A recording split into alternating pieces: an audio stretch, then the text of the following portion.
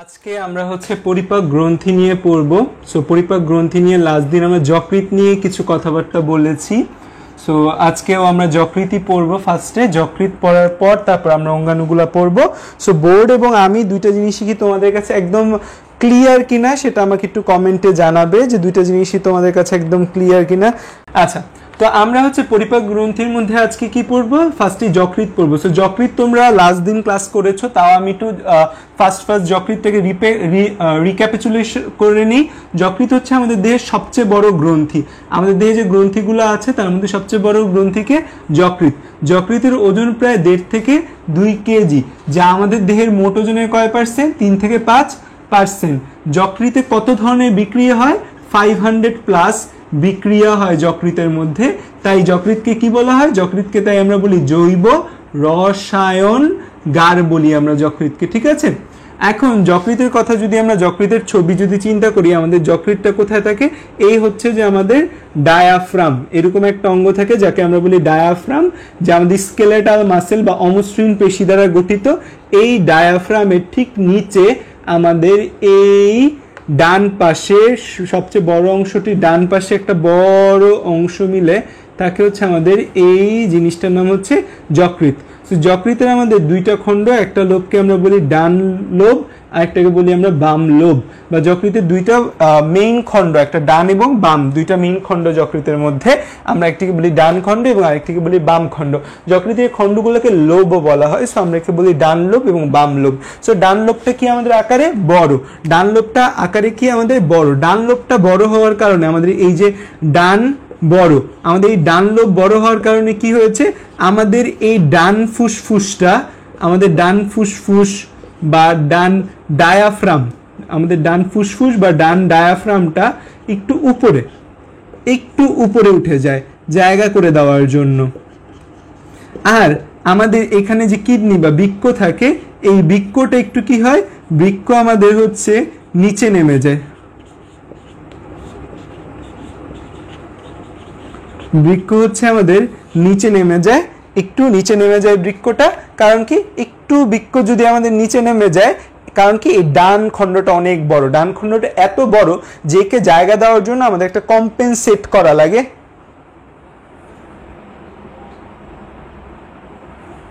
এই জিনিস পড়াইছি আগে একবার, তাই ফার্স্ট পড়াচ্ছি।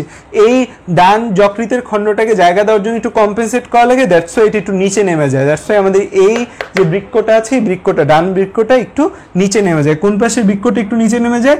ডান পাশের বৃক্কটা একটু নিচে নেমে যায়। আর আমাদের এই ডান বৃক্কের ঠিক এই নিচের এই জায়গাটা জুড়ে এখানে একটা অংশ থাকে, এখানে একটা থলি থাকে। এই থলিটাকে আমরা কি বলি? এই থলিটাকে আমরা বলি হচ্ছে পিত্ত থলি, বা ইংরেজিতে আমরা বলি হচ্ছে গল ব্লাডার। আচ্ছা, আমার আরেকটা কালি ছিল, ওয়েট এ মিনিট।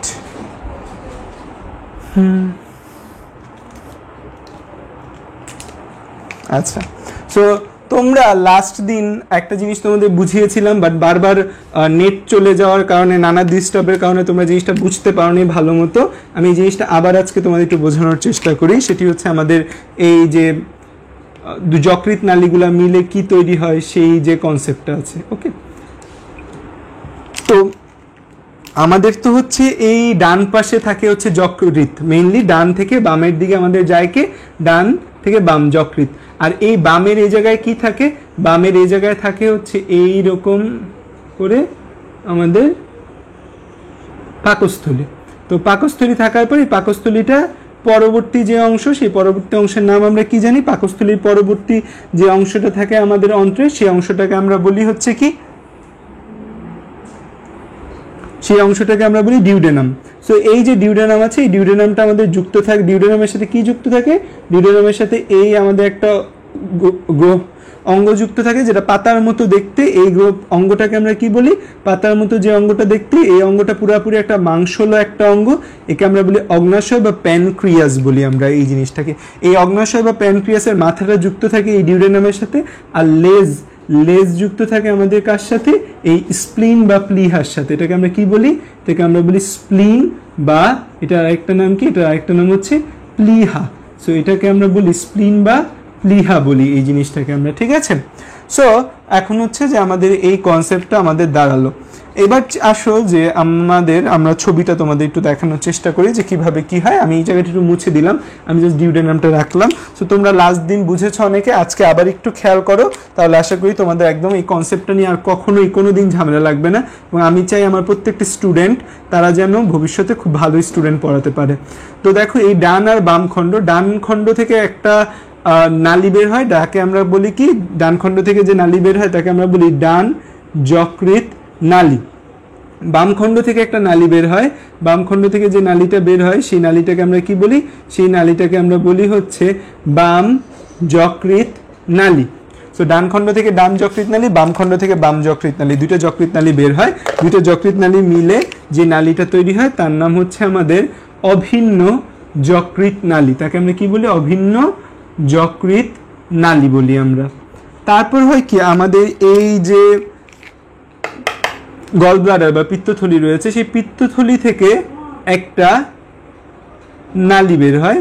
পিত্তথলি থেকে যে নালীটা বের হয় এই নালীটাকে আমরা বলি হচ্ছে পিত্তনালী। পিত্তথলি থেকে যে নালীটা বের হয় সেই নালীটাকে আমরা কি বলি, পিত্তনালী বা বাইল ডাক্ট বলি। পিত্তথলি থেকে যে নালীটা বের হয়, এই পিত্তথলি থেকে যে নালীটা বের হয়েছে তাকে আমরা কি বলি, পিত্তনালী বা বাইল ডাক্ট বা সিস্টিক ডাক্ট, একে আমরা সিস্টিক ডাক্টও বলে থাকি। এবং যখন এরা একসাথে মিলে যায়, একসাথে মিলে গেলে আমরা একে কি নামে ডাকি, যে দুটো একসাথে মিলে গেছে, মিলে গেলে যে নালীটা তৈরি হয় সেই নালীটাকে আমরা বলি অভিন্ন পিত্তনালী। এখন এখানে একটা প্রশ্ন আসতে পারে যে যকৃৎ নালী আর পিত্তনালী মিলে অভিন্ন পিত্তনালী নাম কেন হলো?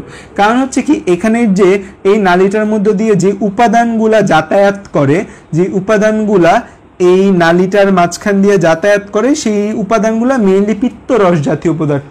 সো যেহেতু পিত্ত জাতীয় পদার্থ সেজন্য আমরা এর নাম দিয়েছি অভিন্ন পিত্তনালী, মানে বাইল থাকে এটার মধ্যে মেইন।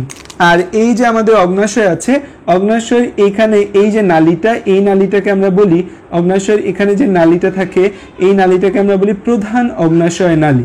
এই নালীটাকে আমরা কি বলি, এই নালীটাকে আমরা বলি প্রধান অগ্নাশয় নালী। সো অগ্নাশয় থেকে যে নালীটা আসে, অগ্নাশয় নালীটার নাম হচ্ছে কি, এই যে অগ্নাশয় থেকে যে নালীটা আসলো সেই নালীটাকে আমরা কি বলি, প্রধান অগ্নাশয় নালী বা মেইন মানে প্রধান। অগ্নাশয় ইংরেজি কি, প্যানক্রিয়াস। সো অগ্নাশয় নালী মানে কি, প্যানক্রিয়াটিক ডাক্ট, বা এর আরেকটা নাম আছে মেইন প্যানক্রিয়াটিক ডাক্ট বা উইরসাং নালী। এটার আরেকটা নাম আছে কি, উইরসাং নালীও আমরা একে বলতে পারি। সো এই যে আমাদের তাল মানে হচ্ছে আমাদের অভিন্ন পিত্তনালী আর অগ্নাশয় নালী, এই দুটো একসাথে মিলিত হয়। যে জায়গাটায় মিলিত হয় সেই জায়গাটা একটু ফুলা থাকে, এটাকে একটু প্রসারিত হয়। এই প্রসারিত জায়গাটাকে আমরা বলি অ্যাম্পুলা। অ্যাম্পুলা মানে কোনো নালীর ভেতর ফোলা জায়গা। অ্যাম্পুলা মানে কি, কোনো নালীর ভেতর ফোলা জায়গা। কোনো নালীর ভেতর ফোলা জায়গাকে আমরা কি বলি, কোনো নালীর ভেতর ফোলা জায়গাকে আমরা কি বলি, আমরা বলি অ্যাম্পুলা। কোনো একটা নালীর ভেতর যদি ফোলা জায়গা থাকে সেই ফোলা জায়গাটাকে আমরা কি বলি, সেই ফোলা জায়গাটাকে আমরা বলি অ্যাম্পুলা। সো এই যে জিনিসটা, এটা একটা ফোলা জায়গা পাওয়া যায়, সেটাকে আমরা কি বলি, এটাকে আমরা বলি অ্যাম্পুলা। কেন এই জায়গাটা ফুলে গিয়েছে, যে জায়গাটাই আমাদের যে কোনো জায়গায় যখন ফুলবে সেই ফোলা জায়গার একটা গুরুত্ব থাকে। কি গুরুত্ব থাকে? গুরুত্বটা হচ্ছে যে এখানে এই অগ্নাশয় নালী এবং অভিন্ন পিত্তনালী, দুইটা থেকে অভিন্ন পিত্তনালী থেকে পিত্তরস আসতেছে, অগ্নাশয় নালী থেকে ক্রমাগত অগ্নাশয় রস আসতেছে। এই নালীটা যদি চিকুন হইতো তখন কি হইতো, এই দুইটা নালীর ক্ষরণ একসাথে এই জায়গা দিয়ে যেতে পারতো না, কারণ দুইটা নালী থেকেই ক্ষরণ অনেক বেশি আসে, একসাথে এই জায়গা দিয়ে যেতে পারতো না। যেতে না পারলে কি হইতো, যে ক্ষরণগুলো সব জমে থাকতো এই জায়গায়, জমে থেকে প্রবলেম ক্রিয়েট হতে পারতো। দ্যাটস ওয়াই এই জায়গাটা কি থাকে, আমাদের ফোলা থাকে। এই যে জায়গাটা ফোলা থাকে, এই ফোলা জায়গাটাকে আমরা কি বলি, যে ধরো মার্ক করে দিলাম আমি কালো করে, এই ফোলা জায়গা, এই ফোলা জায়গাটাকে বলি আমরা অ্যাম্পুলা। যেহেতু ফোলা জায়গা একটা নালীর ভেতর, কে আবিষ্কার করছে? বিজ্ঞানী ভ্যাটার, এই জন্য বলা হয় অ্যাম্পুলা অফ ভ্যাটার। এই অ্যাম্পুলা অফ ভ্যাটারটা পরে আস্তে আস্তে এই এই জায়গায় উন্মুক্ত হয় আমাদের ডিউডেনামের যে পার্টে উন্মুক্ত হয় সেই পার্টটাকে আমরা বলি সেকেন্ড পার্ট অফ ডিউডেনাম। আমাদের ডিউডেনামে অনেকগুলো পার্ট আছে, first part, second part, third part, fourth part, fifth part. এটাকে আমরা বলি কি, কোন part? Second part of the duodenum. Second part of the ডিউডেনামে এই জিনিসটা উন্মুক্ত হয়। এবং এই হচ্ছে আমাদের মোটামুটি কথাবার্তা। সো আমরা এই জিনিসটা লাস্ট দিনও তোমাদের বুঝাইছি, আজকে আবার তোমাদের একটু বুঝাইলাম। আবার একটু বলতেছি, দেখো যে আমাদের ডান যকৃৎ থেকে একটা নালী বেরোয়, তাকে আমরা বলি ডান যকৃৎ নালী। বাম যকৃৎ থেকে একটা নালী বেরোয়, তাকে আমরা কি বলি? বাম যকৃৎ নালী। এবং ডান আর বাম যকৃৎ নালী মিলে একটা নালী হয়, যেটাকে আমরা বলি অভিন্ন যকৃৎ নালী। এই অভিন্ন যকৃৎ নালী এবং পিত্তথলি থেকে আগত পিত্তনালী, দুইটা একসাথে মিলে একটা নালী তৈরি করে, যাকে আমরা বলি অভিন্ন পিত্তনালী। সেই অভিন্ন পিত্তনালী আর অগ্নাশয় নালী একসাথে যুক্ত হয়। অগ্নাশয় নালীর আরেকটা নাম প্রধান অগ্নাশয় নালী, তার মানে গৌণ অগ্নাশয় নালীও রয়েছে, মেইন প্যানক্রিয়াটিক ডাক্ট বা মেজর প্যানক্রিয়াটিক ডাক্ট যে নামই বলো। আর আরেকটা নাম আছে কি, উইরসাং নালী বলা হয়। এবং হচ্ছে যে আমাদের এইখান থেকে এই হচ্ছে যে এই জায়গাটা একটু ফোলা থাকে দুইটা নালীর ক্ষরণ নেওয়ার জন্য, এই জায়গাটাকে বলে অ্যাম্পুলা অফ ভ্যাটার বলি আমরা এই জায়গাটাকে। এবং হচ্ছে তারপর হচ্ছে যে এইখান দিয়ে প্রবেশ করে ডিউডেনামের মধ্যে, তার মানে ডিউডেনামের মধ্যে আমার অগ্নাশয় নালীর ক্ষরণ আছে, ডিউডেনামের মধ্যে আমার পিত্তনালীর ক্ষরণ রয়েছে। সো এই যে অ্যাম্পুলা ওয়ার্ডটার কথা আমি তোমাদের বললাম, অ্যাম্পুলা ওয়ার্ডটার কোথায় কোথায় পাওয়া যায়? এই অ্যাম্পুলা জিনিসটা আমরা আরেকটা জায়গায় পাই, মোস্ট ইম্পর্টেন্ট একটা জায়গা, সেটা হচ্ছে ফেলোপিয়ান টিউব বা জরায়ু নালীতে।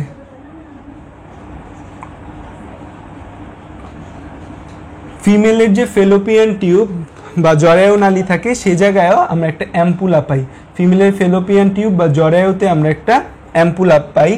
আরেকটা অ্যাম্পুলা পাই হচ্ছে আমাদের অন্তঃকর্ণের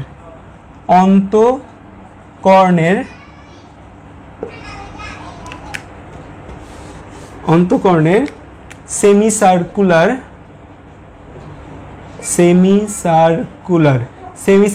মানে কি? সার্কুলার মানে বৃত্তাকার, আর সেমি মানে কি? অর্ধ। তার মানে অন্তঃকর্ণের সেমিসার্কুলার বা অর্ধবৃত্তাকার নালীর ভেতর আমরা এরকম একটা ফোলা জায়গা পাই, যেটাকে আমরা বলি অ্যাম্পুলা। এবং এই তিনটা অ্যাম্পুলার কাজ কি সেটা আমি তোমাদের বলবো না, তোমরা ক্লাস শেষে আমার ব্যাটলস অফ বায়োলজি গ্রুপে গিয়ে অ্যাম্পুলা এই ওয়ার্ডটা লিখে সার্চ দিবে। এই ওয়ার্ডটা লিখে সার্চ দিলেই একটা হচ্ছে বায়োপিডিয়ার অংশ পেয়ে যাবে, যেখানে আমি এই ওয়ার্ডটা নিয়ে বিশ্লেষণ করেছি যে এই ওয়ার্ডটার এই তিনটা জিনিসের কাজ কি। সো সামনেও আসবে তখন পড়াবো, বাট আমি বলে দিলাম যে আমাদের বডিতে অ্যাম্পুলা ওয়ার্ডটা আমরা 3 জায়গায় পাবো। প্রথম যে জায়গাটা সেটা আমরা দেখতে পাচ্ছি এই আমাদের পিত্তনালী, অভিন্ন পিত্তনালী এবং অগ্নাশয় নালী দুটোর যে মিলিত স্থান সেই জায়গায় একটু ফোলা থাকে, এটাকে আমরা বলি অ্যাম্পুলা অফ ভ্যাটার। এছাড়াও আমরা অ্যাম্পুলা দেখতে পাই দুইটা জায়গায়, একটা হচ্ছে আমাদের ফেলোপিয়ান টিউব বা জরায়ু নালীতে আমরা একটা অ্যাম্পুলা দেখতে পাই, আরেকটা দেখতে পাই আমাদের অন্তঃকর্ণ বা কানের সেমিসার্কুলার বা অর্ধবৃত্তাকার নালীর মধ্যে আমরা একটা অ্যাম্পুলা দেখতে পাই। সো এইটা হচ্ছে যে আমাদের অ্যাম্পুলার কথাবার্তা। সো এই জিনিসটা লিখে রাখো, আমরা এই 3 জায়গায় অ্যাম্পুলা পেয়ে থাকি। সো এখন আমরা হচ্ছে আমাদের যকৃতের বেসিক কথাবার্তাগুলো বলে ফেলেছি, এখন আমরা যকৃতের কাজ পড়ব। যকৃতের কাজকে আমরা 2 ভাগে ভাগ করতে পারি, একটাকে বলি আমরা বিপাকীয় ভূমিকা আর একটাকে বলি আমরা সঞ্চয়ী ভূমিকা। সো বিপাকীয় এবং সঞ্চয়ী ভূমিকা দুইটা ভূমিকাই আমরা পড়ব। সো তোমাদের এই টপিক্সটা আমি মেইনলি আলিম স্যারের বইটা ফলো করার চেষ্টা করব। সো তোমরা হচ্ছে যে আলিম স্যারের বইটা দেখতে পারো এই টপিক্সের জন্য, কারণ হচ্ছে যে এই জিনিসগুলো আলিম স্যারের বইয়ে খুব ভালোভাবে দেওয়া আছে। তো আমি যতটুকু পড়াই সেগুলো সুন্দরভাবে নোট আউট করো, আমি আলিম স্যারের বইয়ের পয়েন্টগুলো একটু মার্ক আউট করবো, কারণ পয়েন্ট আমার মাঝে মাঝে মিস চলে যেতে পারে। ওকে, সো হচ্ছে আমাদের এই কথাবার্তা গেল, আমি বোর্ড মুছে ফেললাম। আচ্ছা কেউ আচ্ছা, প্যানক্রিয়াটিক জুস আর বাইল জুসের মধ্যে কোনো রিয়াকশন হয় কিনা? না, প্যানক্রিয়াটিক জুস আর বাইল জুসের মধ্যে কোনো রিয়াকশন হওয়ার টাইম পায় না, এরা একদম এই জায়গাটার মধ্যেই এসে হচ্ছে উন্মুক্ত হয়। যেটা হয় প্যানক্রিয়াটিক জুস আর বাইল জুসের মধ্যে একটা কাজ ঘটে যে এই বাইল জুসটা বেশি ক্ষারীয়, প্যানক্রিয়াটিক জুসটা একটু কম ক্ষারীয়। সো কি হয় ঝামেলা, যেটা যে প্যানক্রিয়াটিক জুসটাও হচ্ছে যে আস্তে আস্তে আস্তে আস্তে বেশি ক্ষারীয় হয়ে যায় দুইটার ফলে, আর এই জায়গায় কাজ করার জন্য আমাদের ক্ষারীয় পরিবেশ দরকার আছে। আচ্ছা, পিত্তথলি থেকে একটা কথা বলে নিই, যেহেতু আমরা সামনে পিত্তথলি পড়বো কিনা জানি না। সো পিত্তথলি থেকে একটা কথা বলে নিই, সেটা হচ্ছে পিত্তথলি বা গল ব্লাডার যেটা আছে, পিত্তথলি বা গল ব্লাডারে পাথর হতে পারে। আমাদের পিত্তথলি বা গল ব্লাডারে কি হতে পারে? পাথর হতে পারে। এই পাথরকে আমরা কি বলি? আমরা বলি হচ্ছে গল স্টোন বলি, তাই না? এটাকে আমরা বলি গল স্টোন বা পিত্তে পাথর।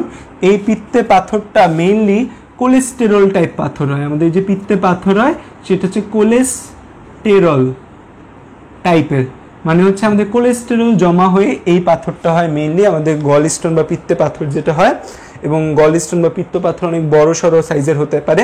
তোমাদের কাছে আমার একটা প্রশ্ন যেটা রইবে, সেই প্রশ্নটা তোমরা প্রশ্নটার উত্তর লেখার জন্য হাফ পেজের মতো খালি জায়গা রাখো, তোমরা নেট ঘেটে সেই প্রশ্নের উত্তর দিবে। যদি দিতে না পারো দেন আমি আরেকদিন তোমাদের এই প্রশ্নটার উত্তর দিব।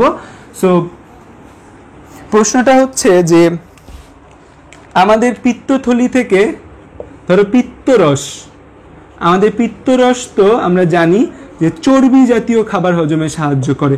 পিত্তরস আমাদের কোন জাতীয় খাবার হজমে সাহায্য করে? চর্বি জাতীয় খাবার হজমে সাহায্য করে। পিত্তরস আমাদের কোন জাতীয় খাবার হজমে সাহায্য করে? চর্বি জাতীয় খাবার হজমে সাহায্য করে।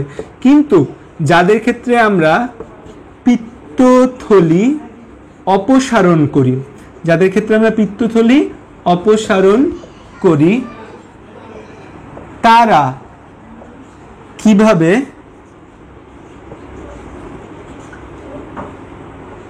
চর্বি জাতীয় খাবার হজম করে? পড়াচ্ছি না। খাবার হজম করে নাকি কখনোই? এই অ্যান্সারটা লেখার জন্য এক পেজ রাখবা, আমাকে দেখাবে এই অ্যান্সারটা নেট ঘেটে খুঁজে। কখনোই চর্বি জাতীয় খাবার খেতে পারে না। সো হচ্ছে আমাদের চর্বি জাতীয় খাবার হজম করার জন্য পিত্তরস মাস্ট। আমাদের পিত্তরস না থাকলে আমরা চর্বি জাতীয় খাবার খেতে পারবো না।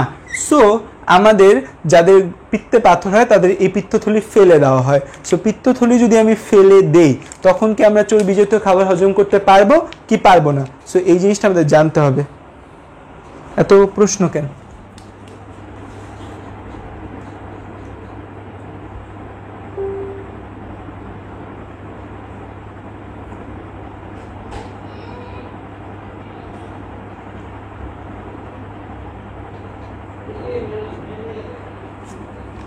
না না, এত বড় কোশ্চেন লিখে তো গুগলে সার্চ দিতে পারবে না। গুগলে লিখে সার্চ দিবা হচ্ছে যে can a patient eat fatty meal after gall bladder removal. তোমরা গুগলে লিখে সার্চ দিবা। আচ্ছা গুগলে কি লিখে সার্চ দিবা তাও লিখে দিচ্ছি। Can a person eat fatty food after gall bladder removal. যে গল ব্লাডার অপসারণের পর একজন কি চর্বি জাতীয় খাবার খেতে পারবে কিনা? এই হচ্ছে বাংলা আর ইংরেজি লেখার পার্থক্য। না বাংলায় কতগুলো ওয়ার্ড লেখা লাগলো, ইংরেজিতে কতটুকু লিখলাম। আচ্ছা সো এবার আসো যে আমরা যকৃতের সঞ্চয় ভূমিকার মধ্যে চলে যাই।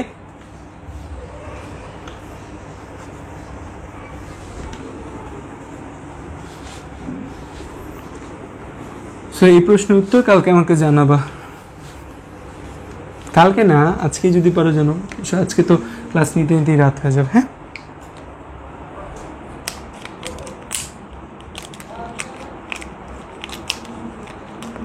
এ ভাই আবার ঝাপসা দেখার কথা বলিস না এখন।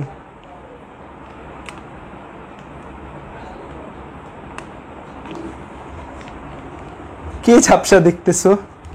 আচ্ছা সেবার আসে আমাদের যকৃতের সঞ্চয় ভূমিকা। আচ্ছা পিত্তে পাথর হয় কেন? এটার অনেকগুলা কারণ আছে। পিত্তে পাথর হওয়ার আসলে অনেক কারণ আছে, একদিন বলবো না পিত্তে পাথর হওয়ার কারণ। আপাতত পিত্তে পাথর হওয়ার কারণ নিয়ে আলোচনা এখন করতে পারছি না। পিত্তে পাথর হওয়ার একটা অন্যতম কারণ হচ্ছে আমাদের যে বাইলটা আছে সেই বাইলটা যদি ঠিক মতো ডিউডেনামে না আসতে পারে, বাইলটা যদি জমে যায়, তখন যদি সর্বদা বাইল সিক্রেশন হতে থাকে তখন তো সমস্যা। বাইল সর্বদা সিক্রেশন হবে না কখনোই। সর্বদা বাইল সেক্রেশন হলে আমাদের স্মল ইন্টেস্টাইন বা ডিউডেনামের মধ্যে হচ্ছে যে একটা ক্ষারীয় পরিবেশ সবসময় তৈরি হবে। আচ্ছা, আপাতত আমি কোনো কমেন্ট পড়ছি না। আসো দেখো যকৃতের সঞ্চয় ভূমিকা, যকৃতের সঞ্চয় ভূমিকার মধ্যে আসো প্রথমেই 1 নম্বরে যেটি আমরা জানি সেটি হচ্ছে যে গ্লাইকোজেন সঞ্চয়। আমরা জানি যে গ্লাইকোজেন সঞ্চয় এটা হচ্ছে যকৃতের একটা সঞ্চয় ভূমিকা, প্রথম সঞ্চয় ভূমিকা। এখানে কি হয় যে আমাদের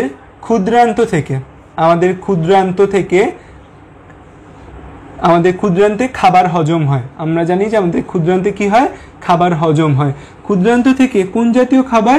গ্লুকোজ জাতীয় খাবার হেপাটিক পোর্টাল শিরার মাধ্যমে,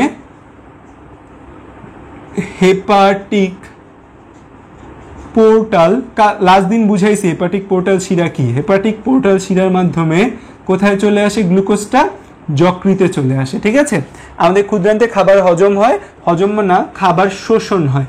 খাবার শোষণ হলে সেই গ্লুকোজ জাতীয় খাবারটা হেপাটিক পোর্টাল শিরার মাধ্যমে যকৃতে চলে আসে। এই যে আমাদের যকৃৎ আছে, যকৃতে কি হয়? এই যকৃতে গ্লুকোজ থেকে কিসে কনভার্ট হয়? গ্লুকোজ থেকে গ্লাইকোজেনে কনভার্ট হয়।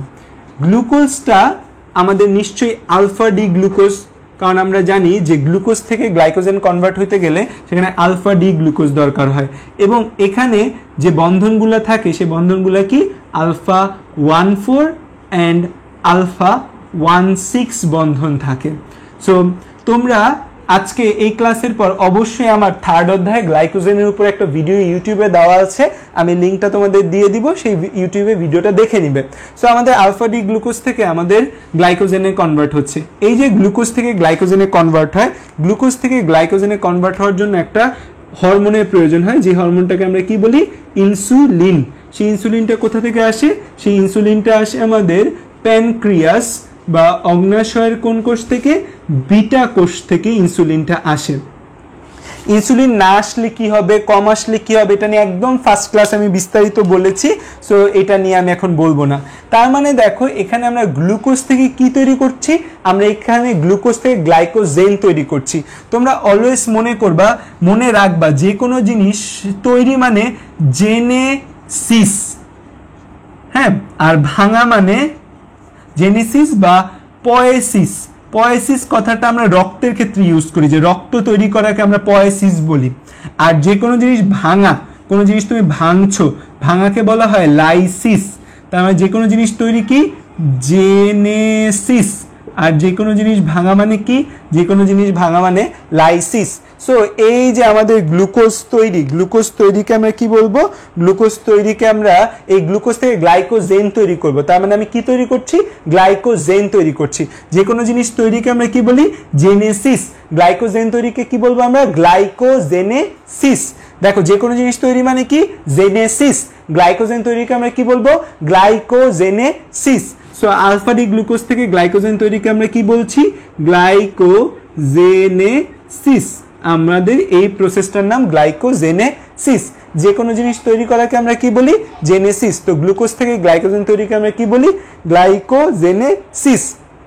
এটা হচ্ছে আমাদের খুবই গুরুত্বপূর্ণ একটা কথা, যে গ্লুকোজ থেকে গ্লাইকোজেন তৈরিকে আমরা কি বলছি? গ্লুকোজ থেকে গ্লাইকোজেন তৈরিকে আমরা বলছি গ্লাইকোজেনেসিস। ঠিক আছে,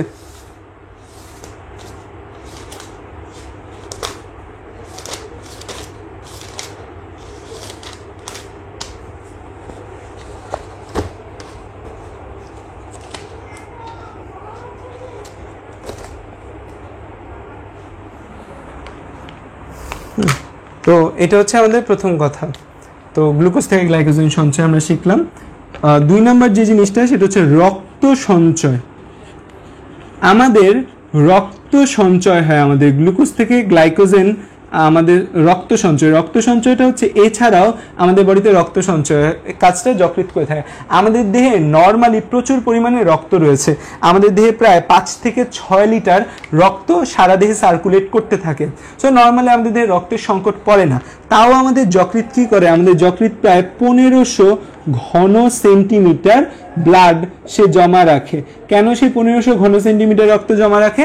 কারণ কোনো কারণে হঠাৎ করে দেহে রক্ত শূন্যতা তৈরি হলো, তুমি একটা অ্যাক্সিডেন্ট করলা, সেখানে হঠাৎ করে তোমার রক্তের পরিমাণ অনেক কমে গেল, তখন আমাদের বডিতে রক্তর ফ্লোটা বা রক্তের প্রবাহটা নিয়ন্ত্রণ করতে হবে। কারণ রক্ত আমাদের ভাইটাল অর্গান, যেমন হচ্ছে আমাদের ব্রেইন, কিডনি, হার্ট, এইসব যে ভাইটাল অর্গান রয়েছে বা প্রধান অঙ্গ রয়েছে, সেই অঙ্গগুলোতে অক্সিজেন সরবরাহ করে। সো কোনো কারণে রক্তের পরিমাণ যদি আমাদের কমে যায়, তখন কিন্তু এক্সট্রা রক্ত দেওয়ার আগে, আমরা জানি আমরা ব্লাড ব্যাগের মাধ্যমে রক্ত দেই, সেই এক্সট্রা রক্ত দেওয়ার আগে আমাদের যকৃৎ কিছুটা কাজ করে। যকৃৎ আমাদের রক্ত সঞ্চয়ের কাজ করে, এই রক্ত সঞ্চয় করা রক্তগুলোকে যে কোনো ইমার্জেন্সি বা বিপদের মুহূর্তে সে আমাদের বডিতে দিয়ে দেয়। এটা হচ্ছে আমাদের যকৃতের কাজ। 3 নম্বর যে কাজটা যকৃতের, সেটা হচ্ছে আমাদের ভিটামিন সঞ্চয়। ভিটামিন সঞ্চয়। সো যকৃৎ আমাদের কিছু ভিটামিন সঞ্চয় করে। সো ভিটামিন সঞ্চয়ের ক্ষেত্রে আমি বলতে চাই প্রথমেই যে দ্রবণীয়তার উপর ভিটামিন কয় প্রকার। তোমাকে যদি আমি জিজ্ঞাসা করি যে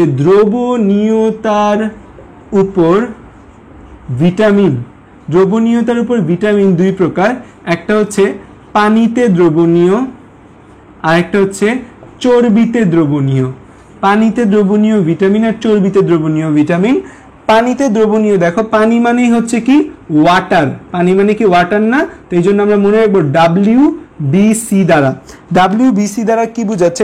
W মানে বোঝাচ্ছে ওয়াটার, তার মানে ওয়াটার সলিউবল কারা কারা? ওয়াটার সলিউবল ভিটামিন বি আর ভিটামিন সি। ভিটামিন বিটাকে আমরা বলি বি কমপ্লেক্স। কেন? ভিটামিন বি এর মধ্যে প্রায় 1 থেকে 12টা আছে, আর ভিটামিন সি তো ভিটামিন সি। আর চর্বিত দ্রবণীয় তাহলে কে কে? চর্বিত দ্রবণীয় বাকিগুলা A, D, E, K, এরা হচ্ছে আমাদের চর্বিত দ্রবণীয়। সো আমাদের হচ্ছে যে WBC দ্বারা আমরা কি বুঝতে পারছি? যে পানিতে দ্রবণীয় ভিটামিন বি আর সি। চর্বিত দ্রবণীয় ভিটামিন কি? চর্বিত দ্রবণীয় ভিটামিন হচ্ছে A, D, E, K। So আমাদের হচ্ছে যকৃতের মধ্যে A, D, E, K থাকে, তারপর হচ্ছে ভিটামিন বি সিও থাকে, এছাড়া ভিটামিন B12, ফলিক অ্যাসিড, নানা কিছু নাম বলা আছে। বাট তোমাদের এখান থেকে একটা জিনিস মনে রাখতে হবে, কি বুঝতেছো না তোমরা?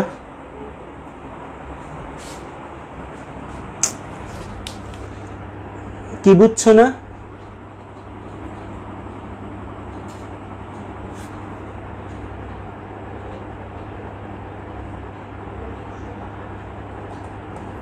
কি বোঝো না তোমরা? ভিটামিন সঞ্চয়, আমাদের যকৃতের কাজ হচ্ছে ভিটামিন সঞ্চয় করা। তারা আমাদের যকৃৎ ভিটামিন সঞ্চয় করে নানা প্রকারের। এই যে আমাদের ভিটামিনগুলো সঞ্চয় করে আমাদের দেহে। ভিটামিনকে যদি আমি দ্রবণীয়তা মানে হচ্ছে সে পানিতে দ্রবণীয় কিনা বা সে কিসে দ্রবণীয়, তার উপর ভিত্তি করে যদি আমি ভাগ করি, তার উপর ভিত্তি করে ভাগ করলে হচ্ছে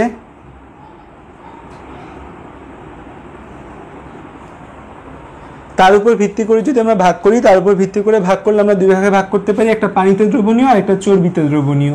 সো পানিতে দ্রবণীয় উদাহরণের মধ্যে বলা আছে WBC। আমি মনে রাখার জন্য একটা ছন্দ বলছি, WBC দ্বারা কি বোঝাচ্ছে? W দ্বারা বোঝাচ্ছে ওয়াটার সলিউবল, বি আর সি। আর হচ্ছে চর্বিতে দ্রবণীয় A, D, E, K, এই চারটা হচ্ছে চর্বিতে দ্রবণীয় হয়। আর হচ্ছে ভিটামিন সঞ্চয়ের এখান থেকে একটা গুরুত্বপূর্ণ লাইন মনে রাখতে হবে যে vitamin B12 and folic acid. Vitamin B12 এর আরেকটা নাম হচ্ছে সায়ানোকোবালামিন। ভিটামিন B12 এর আরেকটা নাম যদি তুমি মনে রাখতে চাও, ভিটামিন B12 এর আরেকটা নাম হচ্ছে সায়ানোকোবালামিন। যকৃৎ হচ্ছে আমাদের মেইনলি এই দুইটাকে সঞ্চয় করে।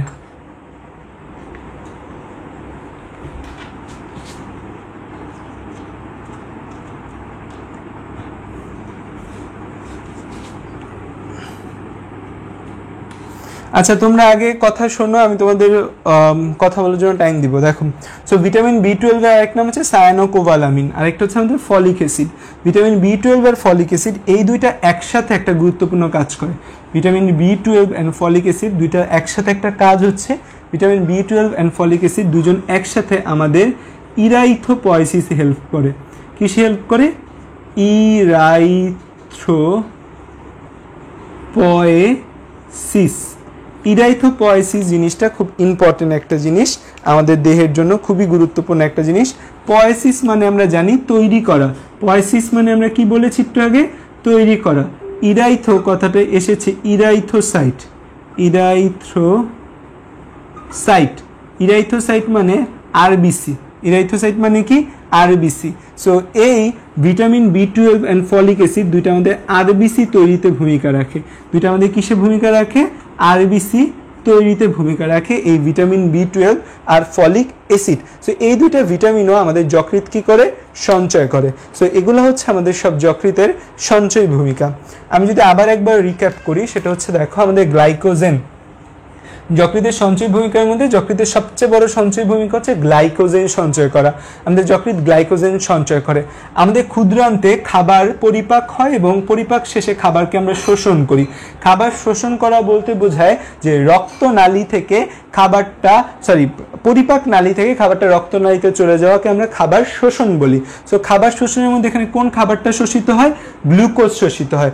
গ্লুকোজ শোষিত হয় কোনটার মাধ্যমে, গ্লুকোজ শোষিত হয় হেপাটিক পোর্টাল শিরার মাধ্যমে। গ্লুকোজ শোষিত হয় কিসের মাধ্যমে, গ্লুকোজ শোষিত হয় হেপাটিক পোর্টাল শিরার মাধ্যমে। আমাদের ক্ষুদ্রান্ত, এই ধরো ক্ষুদ্রান্ত, এই ক্ষুদ্রান্তের পাশেই হচ্ছে, এই ক্ষুদ্রান্তের পাশেই একটা হচ্ছে রক্তনালী থাকে, এখান থেকে গ্লুকোজ হচ্ছে এই রক্তনালীতে চলে যায়। আমাদের ক্ষুদ্রান্ত থেকে গ্লুকোজটা রক্তনালীতে চলে যায়। এই যে রক্তনালীতে চলে যায়, এখানে যে শিরাটা থাকে, নীল কালার দিলে শিরা বুঝতে ভালো হতো, ওকে। সো এই যে শিরাটার মাধ্যমে যায়, এই শিরাটার নাম হচ্ছে হেপাটিক পোর্টাল শিরা। হেপাটিক পোর্টাল শিরা কি সে জিনিস বলছি, কেউ যদি না দেখে থাকো আগের লেকচারটা দেখে নিও। তো হেপাটিক পোর্টাল শিরার মাধ্যমে যকৃতে আসে। যকৃতে যখন গ্লুকোজ আসে, এই গ্লুকোজ আমরা জানি দুই টাইপের হয়, একটা আলফা ডি গ্লুকোজ, একটা beta D glucose. Alpha D গ্লুকোজের পলিমার হচ্ছে স্টার্চ আর glycogen. So alpha D glucose থেকে গ্লাইকোজেন তৈরি হয়। এই যে গ্লুকোজ থেকে গ্লাইকোজেন তৈরি, এই প্রক্রিয়াকে আমরা বলি তৈরি মানে জেনেসিস। কি তৈরি, গ্লাইকোজেন তৈরি। সো গ্লাইকোজেনেসিস, গ্লুকোজ থেকে গ্লাইকোজেন তৈরি হয়। কি তৈরি হচ্ছে, গ্লাইকোজেন। সো আমরা কি বলতে পারি, গ্লাইকোজেনেসিস। জেনেসিস মানে তৈরি করে, কি তৈরি করছে, গ্লাইকোজেন তৈরি করছে। এবং এই গ্লুকোজ থেকে গ্লাইকোজেন এমনি এমনি তৈরি হবে না। গ্লুকোজ থেকে গ্লাইকোজেন তৈরি করার জন্য একটা হরমোন দরকার হবে। সেই হরমোনের নাম কি, ইনসুলিন। ইনসুলিন কোথা থেকে তো ক্ষরণ হয়, ইনসুলিন প্যানক্রিয়াস মানে অগ্ন্যাশয়ের বিটা কোষ থেকে ইনসুলিন ক্ষরণ হয়। আর গ্লাইকোজেনের পাশে যে 1416 লিখেছি, এটা বোঝার জন্য তোমরা আজকে ক্লাস শেষে আমার বোটানির 3য় অধ্যায়ের উপর গ্লাইকোজেনের উপর একটা আলাদা ভিডিও করা আছে, সেই ভিডিওটা দেখে নিবে। এবার আসা যাক আমাদের এই কথার উপর। তারপর রক্ত সঞ্চয়। নর্মালি আমাদের যকৃতের দরকার নেই রক্ত সঞ্চয়, আমাদের বডিতে সারাদিন রক্ত প্রবাহ হতে থাকে। কিন্তু কোনো কারণে ইমার্জেন্সি কন্ডিশনে তুমি রক্ত হারালে, তোমার রক্ত প্রয়োজন হবে, তখন তোমার রক্ত আরেকজন ডোনারের থেকে দেওয়ার আগে আমার বডি চেষ্টা করে কম্পেনসেট করার জন্য। এই যে আমার বডি চেষ্টা করে কম্পেনসেট বা জিনিসটাকে ঠিক করার জন্য, এই জন্য আমাদের বডি কি করে, আমাদের বডি যকৃতের মধ্যে কিছু পরিমাণ রক্ত অলওয়েজ জমা রাখে, যেন বিপদে পড়লে যকৃৎ এখান থেকে রক্ত দিয়ে আমাদের দেহকে বাঁচাতে পারে। কারণ আমার যখন রক্তক্ষরণ হয়, রক্ত বের হয়ে যায় আমার থেকে, তখন ঝামেলা যেটা হয়, আমাদের দেহের যে ভাইটাল অর্গান বা মেইন অর্গানগুলো রয়েছে, হার্ট, লাংস, লিভার, এই অর্গানগুলায় রক্ত যায় না। রক্ত না গেলে অক্সিজেন যায় না, আর অক্সিজেন ছাড়া আমাদের ব্রেনের নিউরন ডেথ হয়ে যায়। So that's why oxygen is the most important thing in our body. এই জন্য আমাদের এই যকৃৎ রক্তের পরিমাণটা সবসময় নিয়ন্ত্রণ করার একটু চেষ্টা চালায়। এবং লাস্টে বলেছি ভিটামিন সঞ্চয়। আমাদের দেহে ভিটামিন সঞ্চয় হয়। ভিটামিন, সকল প্রকারের ভিটামিনকে আমি দুই ভাগে ভাগ করতে পারি দ্রবণীয়তার উপর, একটা পানিতে দ্রবণীয়, একটা চর্বিতে দ্রবণীয়। পানি মানে ওয়াটার, পানিতে দ্রবণীয় ভিটামিন হচ্ছে বি আর সি, একে আমরা বলি WBC। আর চর্বিতে দ্রবণীয় ভিটামিন কি কে, ADE। এখন হচ্ছে এখানে একটা ইম্পর্টেন্ট লাইন আছে বইয়ের মধ্যে, যে ভিটামিন B12 এবং ফলিক অ্যাসিড এই দুইটা আমাদের একটা গুরুত্বপূর্ণ কাজে হেল্প করে, সেটা হচ্ছে আরবিসি তৈরি করা। আরবিসির আরেকটা নাম হচ্ছে ইরাইথোসাইট। গ্রিক ভাষায় ইরাইথো মানে লাল, গ্রিক ভাষায় ইরাইথো মানে কি, লাল। সো ইরাইথোসাইট মানে কি, ইরাইথোসাইট মানে লাল কোষ। সো ইরাইথোসাইট মিনস হচ্ছে রেড সেল। সো হচ্ছে এটাকে আমরা কি বলবো, ইরাইথোসাইট তৈরি, ইরাইথোসাইট তৈরি। আমি আগে বলে নিচ্ছি যে রক্ত তৈরির সময় আমরা একটা টার্ম ইউজ করি, সেটা পয়েসিস। নর্মালি যে কোনো কিছু তৈরিকে আমরা কি বলি, জেনেসিস। রক্ত তৈরির সময় একটা স্পেশাল টার্ম ইউজ করি, যেটাকে আমরা বলি পয়েসিস। তো এই জন্য আমরা এটার নাম কি, ইরাইথোপয়েসিস বলেছি। ঠিক আছে, এবার ক্লিয়ার সবাই?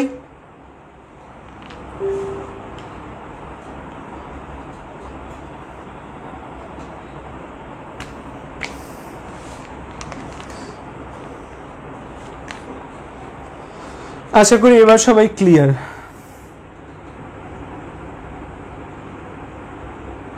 ওকে, সো এরকম আমি 2বার করে এক্সপ্লেন করে দিব, তোমাদের সমস্যা নেই, তোমরা চিন্তা করো না।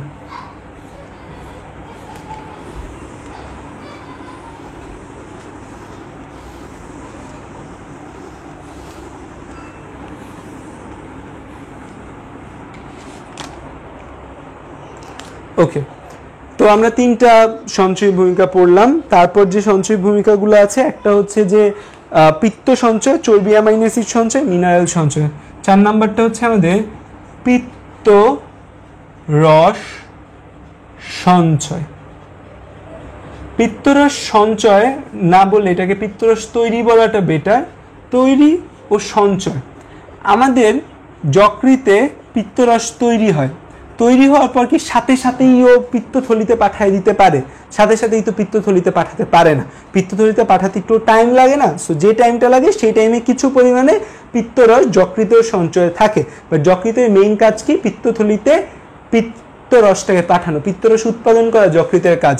তার মানে আবারও বলি যে পিত্তরস তৈরি করা, পিত্তরস তৈরি করা কার কাজ? পিত্তরস তৈরি করা হচ্ছে আমাদের যকৃতের কাজ। আর পিত্তরস সঞ্চয় করা কার কাজ? পিত্তরস সঞ্চয় করা আমাদের পিত্তথলির কাজ। আচ্ছা, পিত্তথলিতে পিত্তরস সঞ্চয় করার লাভটা কি হয়?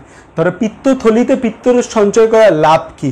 পিত্তথলিতে লাভ হচ্ছে, পিত্তথলিতে পিত্তরস যকৃতে থাকা অবস্থার, একটু পর বলবো যে দেখি না, পিত্তরস পিত্তথলিতে থেকে আস্তে আস্তে অধিক ঘন হয়।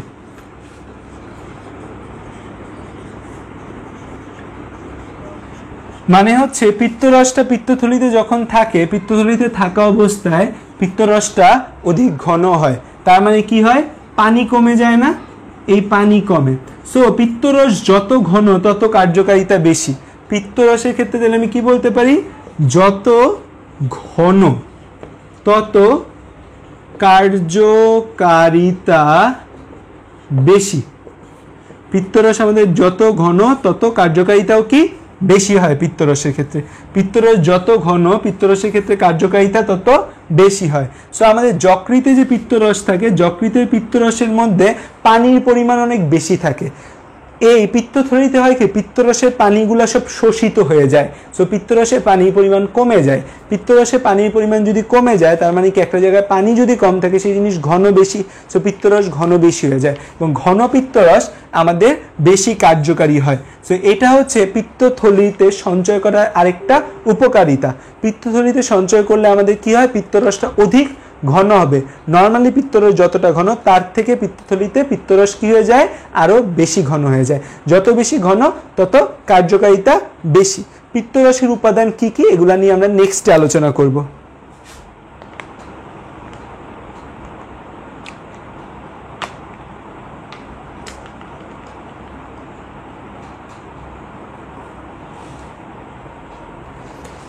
আচ্ছা, আজকে সারা বাংলাদেশেই নেট প্রবলেম। টেলিটকের নেটওয়ার্ক খুব সম্ভবত নাই, সারা বাংলাদেশেই মোবাইলে নেট প্রবলেম হচ্ছে। সো যাদের নেট প্রবলেম ঝাপসা হচ্ছে, তোমরা জাস্ট আমার ভয়েসটা শোনো, ভিডিওটা আবার একটু দেখে নিও। আজকে সারা বাংলাদেশেই নেট প্রবলেম।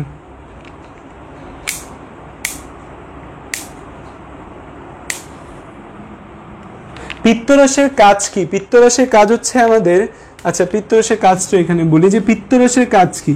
পিত্তরসের কাজ হচ্ছে চর্বি জাতীয় খাবারকে কাটায় কেটে কুচি কুচি করা। চর্বি জাতীয় খাবারকে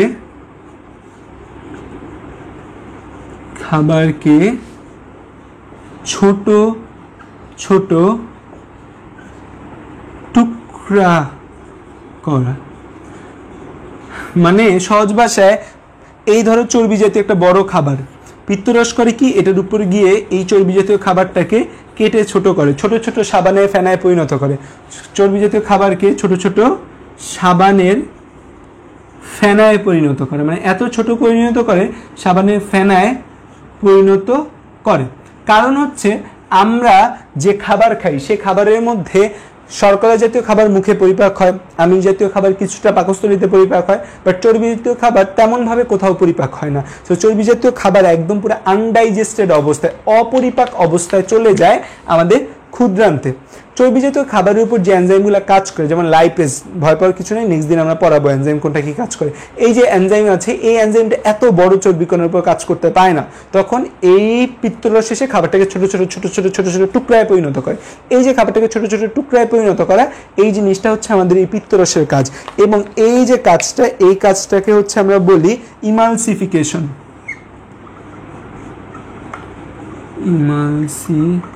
আজকের লাইভ যদি হচ্ছে যে কারো ঝাপসা দেখা যায়, সেটা তার নেটের প্রবলেম। আজকে আমি হচ্ছে যে সবচেয়ে ভালোটা দেওয়ারই চেষ্টা করছি। তো এই হচ্ছে যে আমাদের ধরো পিত্তথলি, ঠিক আছে, এই পিত্তথলির চারপাশে যে রক্তনালীগুলা থাকে, সেই রক্তনালীগুলা কি করে, পিত্তথলি থেকে পানিটাকে শোষিত করে নেয়। পিত্তথলি থেকে কি শোষিত করে নেয়? পানি শোষিত করে নেয়। পানি যদি শোষিত করে নেয়, তাহলে যে জিনিসটা দেখা যাবে যে পিত্তরসটা কি হয়ে যায়, আস্তে আস্তে ঘন হয়ে যায়। পিত্তরসের পানিটা আস্তে আস্তে কমে যায়, কমে গিয়ে পিত্তরসটা আস্তে আস্তে ঘন হয়ে যায়। পিত্তথলি থেকে পিত্তরসের যে পানিগুলো আছে, সেই পানিগুলো আমাদের এই পিত্তথলির পাশে যে রক্তনালীগুলো থাকে, সেই রক্তনালীগুলো শোষণ করে নেয়। ঠিক আছে, ওকে। সো আমরা এ পর্যন্ত 4টা জিনিস জানলাম। আর 2টা জিনিস আছে, একটা হচ্ছে খনিজ লবণ সঞ্চয়, আর একটা খুব সম্ভবত চর্বি আর অ্যামাইনো অ্যাসিড সঞ্চয়।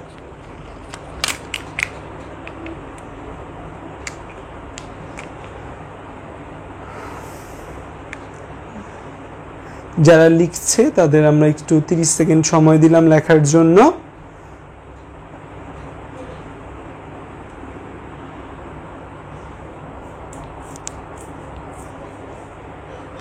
ওকে,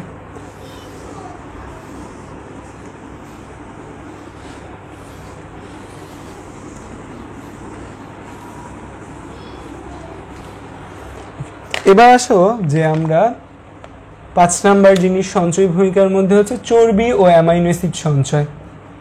চর্বি ও অ্যামিনো অ্যাসিড সঞ্চয়। আমাদের যকৃৎ কিছু পরিমাণে চর্বি আর অ্যামাইনো অ্যাসিডও সঞ্চয় করে থাকে। আমাদের যকৃৎ কিছু পরিমাণে চর্বি ও অ্যামাইনো অ্যাসিডও সঞ্চয় করে থাকে।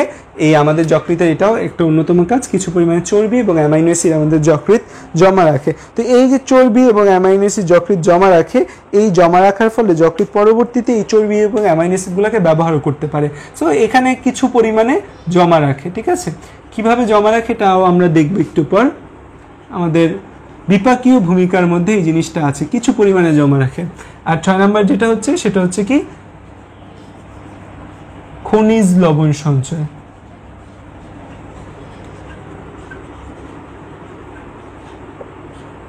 আমাদের যকৃৎ কপার, ম্যাগনেসিয়াম, আয়রন ইত্যাদি সঞ্চয় করে। একটা গুরুত্বপূর্ণ যকৃতের সঞ্চয় হচ্ছে, গুরুত্বপূর্ণ সঞ্চয় হচ্ছে আয়রনকে ফেরিটিন রূপে, আয়রনকে ফেরিটিন রূপে জমা রাখে। এই আয়রনকে ফেরিটিন রূপে জমা রাখা আমাদের যকৃতের অনেক গুরুত্বপূর্ণ একটা কাজ। কেন একটা গুরুত্বপূর্ণ কাজ আমি বলি। দেখো আমাদের যকৃতের ম্যাক্রোফেজ, আমাদের যকৃতে একটা ম্যাক্রোফেজ থাকে। ম্যাক্রোফেজ মানে কি? ম্যাক্রোফেজ মানে হচ্ছে, হোয়াট ইজ ম্যাক্রোফেজ? ম্যাক্রোফেজ হচ্ছে মনোসাইট, মনোসাইটের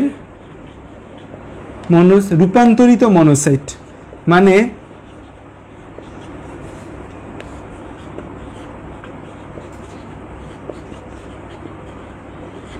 রূপান্তরিত মনোসাইট। রূপান্তরিত মনোসাইটটা আসলে কি? সেটা হচ্ছে, মনোসাইট হচ্ছে আমাদের একটা শ্বেত রক্তকণিকা। আমরা জানি শ্বেত রক্তকণিকা 2 প্রকার, বা আমরা নেক্সট সেশনগুলোয় জানবো যে শ্বেত রক্তকণিকা 2 প্রকার। একটাকে আমরা বলি দানাদার এবং আরেকটাকে বলি অদানাদার। সো অদানাদারের মধ্যে দুইটা আছে, একটা মনোসাইট একটা লিম্ফোসাইট। এই মনোসাইটটা যখন রূপান্তরিত হয় তখন তাকে আমরা বলি ম্যাক্রোফেজ বলি। সো এটা হচ্ছে রূপান্তরিত মনোসাইট হচ্ছে আমাদের যকৃতের ম্যাক্রোফেজ। যকৃতের ম্যাক্রোফেজকে আমরা বলি কাফ্ফার কোষ। যকৃতের ম্যাক্রোফেজকে আমরা কি বলি? কাফ্ফার কোষ। এই যকৃতের ম্যাক্রোফেজ বা কাফ্ফার কোষে কি ঘটে? এই কাফ্ফার কোষে আরবিসি ব্রেকডাউন হয়, আরবিসি ভাঙে। এই কাফ্ফার কোষে কি ভাঙে? আরবিসি ভাঙে। যকৃতের যে ম্যাক্রোফেজ আছে এই যকৃতের ম্যাক্রোফেজে কি ভাঙে? আরবিসি ভাঙে। যকৃতের ম্যাক্রোফেজে কি ভাঙে? এই আরবিসি ভাঙে। আমি উপরের লেখাটা মুছে দিলাম।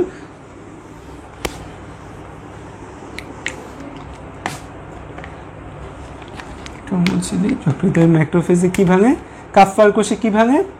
আরবিসি ভাঙে। সো আরবিসি ভেঙে কি হয় সেটা নিচে নিচে লেখো, যে এই যে ধরো আরবিসি ভাঙলো, আরবিসি ভাঙলে আরবিসির ভেতর থেকে কি বের হয়? হিমোগ্লোবিন বের হয়। আরবিসির ভেতর থেকে কি বের হয়? হিমোগ্লোবিন বের হয়। এই হিমোগ্লোবিনের ভিতরে কি কি আছে খেয়াল করে দেখো তো। একটা হিম আছে আর একটা আছে গ্লোবিন। হিম জিনিসটা কি? হিম হচ্ছে একটা Fe2+, মানে ফেরাস আয়ন যুক্ত রঞ্জক পদার্থ। কি পদার্থ? হিমটা কি আসলে? হিমের কারণেই কিন্তু রক্ত লাল। হিমের কারণেই কিন্তু আমাদের রক্ত লাল। আমরা জানি না যে আমাদের রক্ত কি কারণে লাল হয়? হিমোগ্লোবিনের কারণে লাল হয়। হিমোগ্লোবিনের কোন পোর্শনটার কারণে রক্ত লাল হয়? হিমের কারণে লাল হয়। হিম জিনিসটা কি? ফেরাস আয়ন যুক্ত, নট ফেরিক, Fe3+ না কিন্তু Fe2+, ফেরাস আয়ন যুক্ত রঞ্জক পদার্থ। এই Fe2+ থেকে যখন আয়রনটা মুক্ত হয়ে যায়, ধরো Fe2+ থেকে আয়রন মুক্ত হয়ে গেছে, আয়রন চলে গেছে Fe2+ থেকে, তখন যে জিনিসটা তৈরি হয় তাকে আমরা বলি বিলিভার্ডিন। বিলিভার্ডিনের বর্ণ হচ্ছে সবুজ। এই বিলিভার্ডিন থেকে ভেঙে পরবর্তীতে তৈরি হয় বিলিরুবিন। বিলিরুবিনের বর্ণ কি জানি আমরা? বিলিরুবিনের বর্ণ আমরা জানি হলুদ। এবং বিলিরুবিন যদি আমাদের বেড়ে যায়, কোনো কারণে আমাদের রক্তে বিলিরুবিনের পরিমাণ বেড়ে গেছে, রক্তে বিলিরুবিনের পরিমাণ বেড়ে গেলে সেটাকে আমরা কি বলি? জন্ডিস বলি। রক্তে বিলিরুবিনের পরিমাণ বেড়ে গেলে সেই রোগটাকে আমরা কি বলি? জন্ডিস বলি। কেন রক্তে বিলিরুবিনের পরিমাণ বেড়ে যেতে পারে? কোনো কারণে যদি আমাদের যকৃৎ ঠিকমতো কাজ না করে, তখন আমাদের যকৃতের কাজ হচ্ছে অল্প পরিমাণে লোহিত রক্তকণিকা ভাঙা। কোনো কারণে যকৃৎ আমাদের বেশি বেশি লোহিত রক্তকণিকা ভাঙা শুরু করলো। বেশি বেশি লোহিত রক্তকণিকা যদি ভাঙে তাহলে বেশি বেশি বিলিরুবিন তৈরি হবে। আমি পুরো জিনিসটা আবার বুঝাবো তোমাদের। আর গ্লোবিন কি একটা?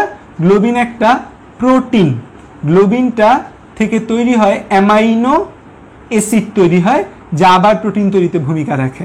আর এই যে ফেরাস আয়ন মুক্ত হইল, এই ফেরাস আয়নটা আমাদের ফেরিটিন রূপে জমা থাকে। কি রূপে জমা থাকে? ফেরিটিন রূপে জমা থাকে। আচ্ছা, এখন তোমরা আশা করি অনেকেই বোঝো নাই, এই জিনিস আবার বুঝাচ্ছি। খেয়াল করে দেখো যে আমাদের যকৃতের ভেতর আমাদের রূপান্তরিত মনোসাইট থাকে। যকৃতের মধ্যে যে রূপান্তরিত মনোসাইটটা থাকে এটা আবাসিক, মানে জন্মের সাথে সাথে এই ম্যাক্রোফেজটা যকৃতের মধ্যে আসে। এটাকে আমরা রেসিডেন্ট ম্যাক্রোফেজও বলে থাকি। রেসিডেন্ট ম্যাক্রোফেজ মানে আবাসিক ম্যাক্রোফেজ। তো এই যকৃতের যে ম্যাক্রোফেজ, এই ম্যাক্রোফেজকে আমরা কি বলি? কাফ্ফার কোষ। যকৃতের ম্যাক্রোফেজকে আমরা কি বলি? কাফ্ফার কোষ। এই কাফ্ফার কোষে আমাদের আরবিসি ভাঙে। আরবিসি ভাঙে আমাদের কোথায়? যকৃতের কাফ্ফার কোষে আমাদের আরবিসি ভাঙে। তো আরবিসি কিভাবে ভাঙে? ধরো আরবিসি ভাঙলো, আরবিসি ভাঙলে আমাদের আরবিসির ভেতরে মেইন যে উপাদান সেটার নাম কি? হিমোগ্লোবিন। আরবিসির ভেতর থেকে হিমোগ্লোবিন বের হয়। এই হিমোগ্লোবিনের মধ্যে দুইটা মেইন জিনিস আছে, একটাকে আমরা বলি হিম আর একটাকে বলি আমরা গ্লোবিন। একটাকে বলি আমরা হিম আর একটাকে বলি আমরা গ্লোবিন। তাই হিমোগ্লোবিনকে ভাঙলে দুইটা জিনিস, একটা হিম আর একটা গ্লোবিন। হিমটা কি? হিমটা হচ্ছে একটা আয়রন যুক্ত রঞ্জক পদার্থ। কোন আয়রন? ফেরাস আয়রন, Fe2+ যুক্ত একটা রঞ্জক পদার্থ। এই Fe2+ যুক্ত রঞ্জক পদার্থ থেকে কিছুক্ষণ পর কি হয়? এই আয়রনটা মুক্ত হয়ে যায়।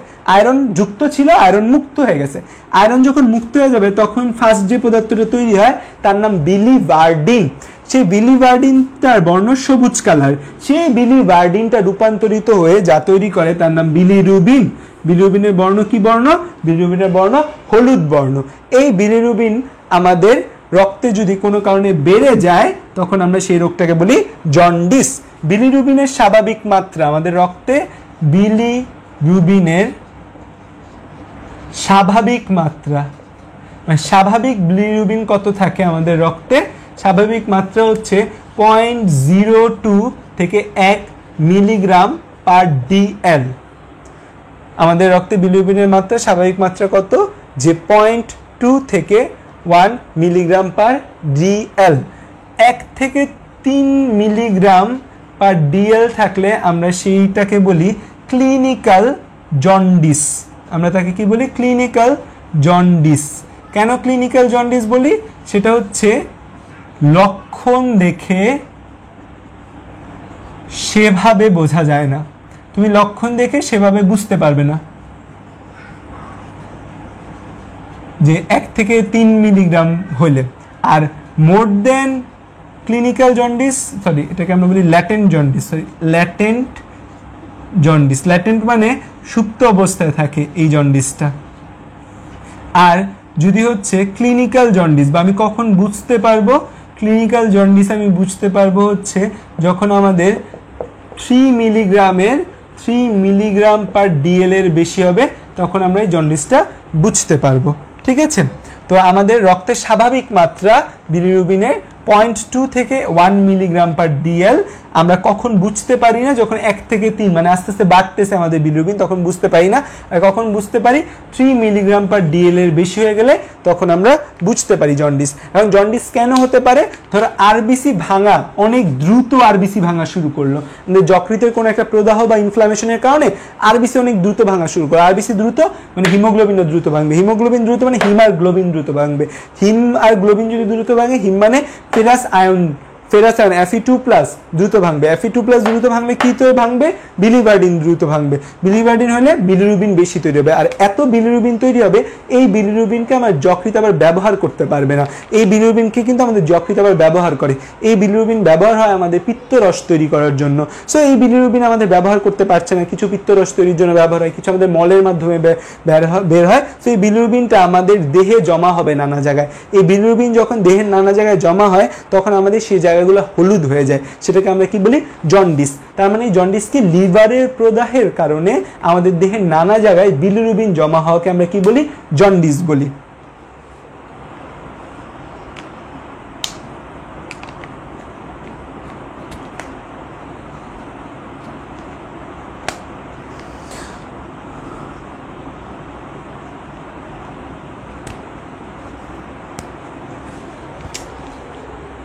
আচ্ছা জন্ডিস নিয়ে আরো কিছু একটু কথা বলতে চাই এই জায়গাটা একটু মুছি হ্যাঁ তো জন্ডিসটা তাহলে আমাদের কি জন্ডিসের সংজ্ঞা হচ্ছে জন্ডিস আসলে কি জন্ডিস আসলে লিভারের প্রদাহ সো লিভারের প্রদাহের ফলে আমাদের কি হয় লিভারের প্রদাহের ফলে দেহের নানা স্থানে বিলিরুবিন জমা হয়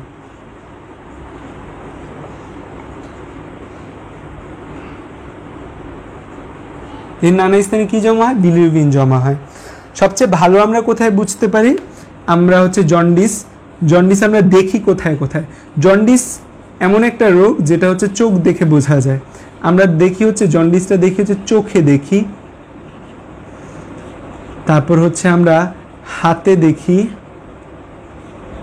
চোখে দেখি জিহ্বায় দেখি হাতে পায়ে আর সারা দেহে মানে আমরা কি দেখি জায়গাগুলো হলুদ হয়ে আছে কিনা সেটা আমরা দেখার চেষ্টা করি তো চোখের কোথায় দেখি এরকম আরেকটা রোগ আছে এই 4টা জায়গায় দেখে যে এই 4টা জায়গায় 2টা রোগ দেখে এই 4টা জায়গায় আমরা 2টা রোগ দেখি আমি তোমাদের দেখাচ্ছি কোন 2টা রোগ দেখি একটাকে আমরা বলি জন্ডিস আরেকটাকে আমরা বলি এনিমিয়া মানে রক্ত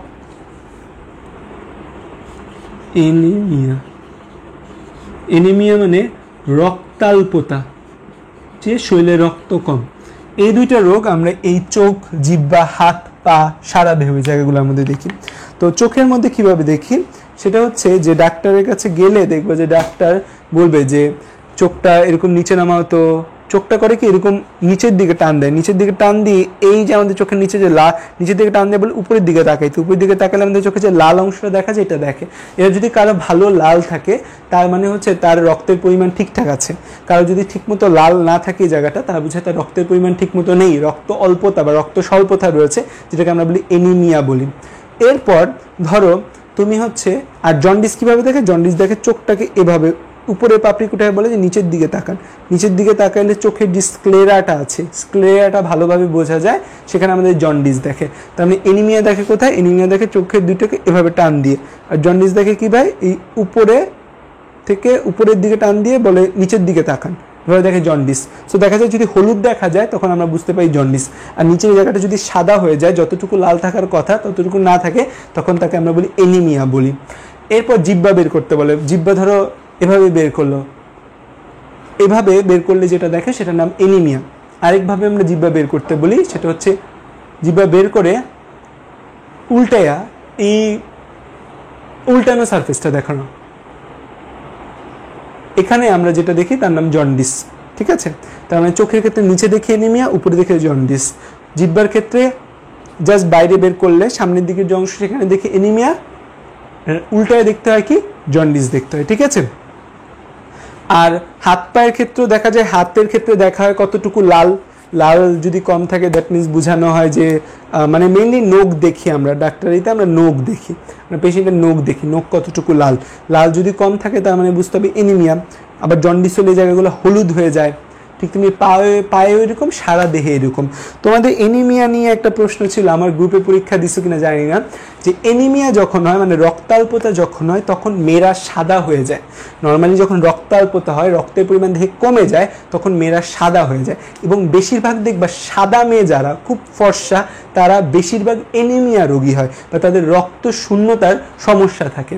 সো গ্রামগঞ্জে কি একটা মেয়ে হঠাৎ করে যখন সাদা হয়ে যায় তখন হচ্ছে যে তার এনিমিয়া হওয়ার পসিবিলিটিস থাকে, যে না এনিমিয়ার কারণে হঠাৎ করে একটা মেয়ে সাদা হয়ে গেছে। বাট আমাদের গ্রামে তো আরে মেয়ে সাদা হয়ে গেছে বিয়ে দিতে হবে, এখন ধুপ করে মেয়েটাকে বিয়ে দিয়ে দেয়, বিয়ে দেওয়ার পর হঠাৎ করে মেয়েটা বাচ্চা হতে নেয়, বাচ্চা হতে নিয়ে রক্তক্ষরণ হয়ে মেয়েটা মারা যায়। কারণ কি, মেয়েটা তো এনিমিয়ার পেশেন্ট। সো এনিমিয়ার পেশেন্টদের ব্লাড দেওয়া লাগে, আয়রন সাপ্লিমেন্টেশন দেওয়া লাগে, এই জিনিসগুলো ট্রিটমেন্ট করা লাগে। সো আমরা যদি ট্রিটমেন্ট ঠিক মতো না করি তখন কিন্তু মেয়েকে বাঁচানো যায় না। ঠিক আছে, সো এই এনিমিয়া আর জন্ডিসের এই দুইটা জিনিস অন্তত কিছু মনে রাখো। চোখের নিচে কি দেখে এনিমিয়া, উপরে কি দেখে জন্ডিস, জিহ্বা বের করলে কি দেখে এনিমিয়া, উল্টায়া এই অংশে কি দেখে জন্ডিস দেখে। ঠিক আছে, এবার তোমাদের প্রশ্নগুলো করো। এনিমিয়া আর থ্যালাসেমিয়া কে এক কিনা? থ্যালাসেমিয়ার ফিচার হচ্ছে এনিমিয়া হয়, স্ক্লেরা হয়, সেলেরা হয়। সেলেরা ছেলেদেরও এনিমিয়া হয়, মেয়েদের ক্ষেত্রে কমন, কারণ মেয়েদের ক্ষেত্রে খাবার দাবার ঠিক না। জন্ডিসটা আবার বুঝা যায়, ওকে দিলাম। হ্যাপাটাইটিস এবিসি, হ্যাপাটাইটিস এবিসিটা আসলে জীবাণুর মাধ্যমে। আমাদের হ্যাপাটাইটিস একটা হচ্ছে ভাইরাস, সেই ভাইরাসের আক্রমণের কারণে হচ্ছে হ্যাপাটাইটিস এবিসি ধরা।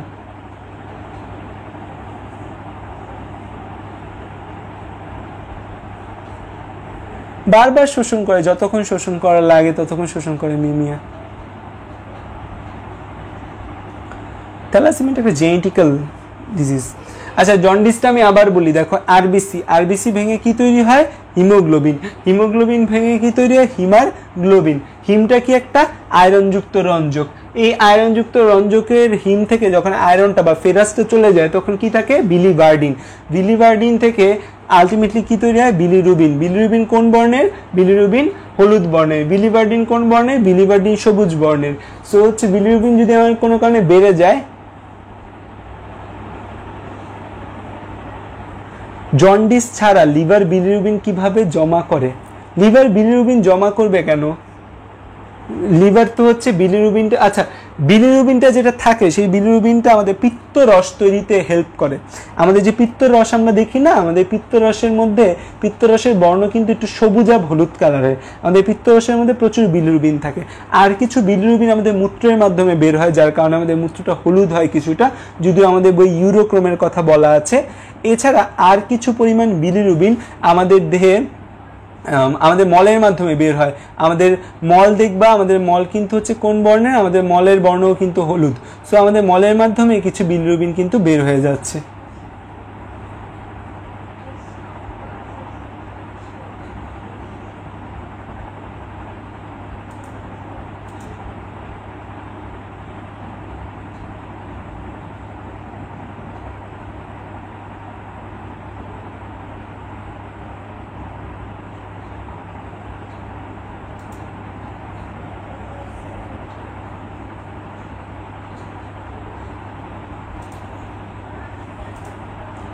সো সো জন্ডিসের ব্যাপারটা বুঝতে পারছো আশা করি। আচ্ছা ওকে, এবার আসো যে আমরা সামনের দিকে এগিয়ে যাই। আর হচ্ছে আমাদের এই যে অতিরিক্ত আয়রন সেটা কি রূপে জমা থাকে? ফেরিটিন রূপে। এটা কিন্তু গুরুত্বপূর্ণ একটা এমসিকিউ। অতিরিক্ত আয়রন কি রূপে জমা থাকে আমাদের বডিতে? ফেরিটিন রূপে জমা থাকে।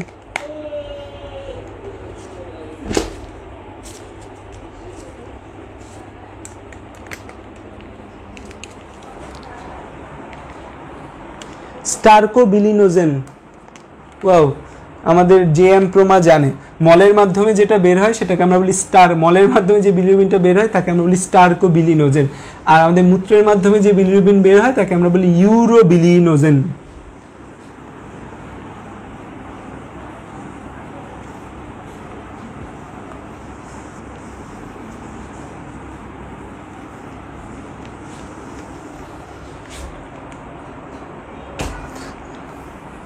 এবার আসো আমাদের যকৃতের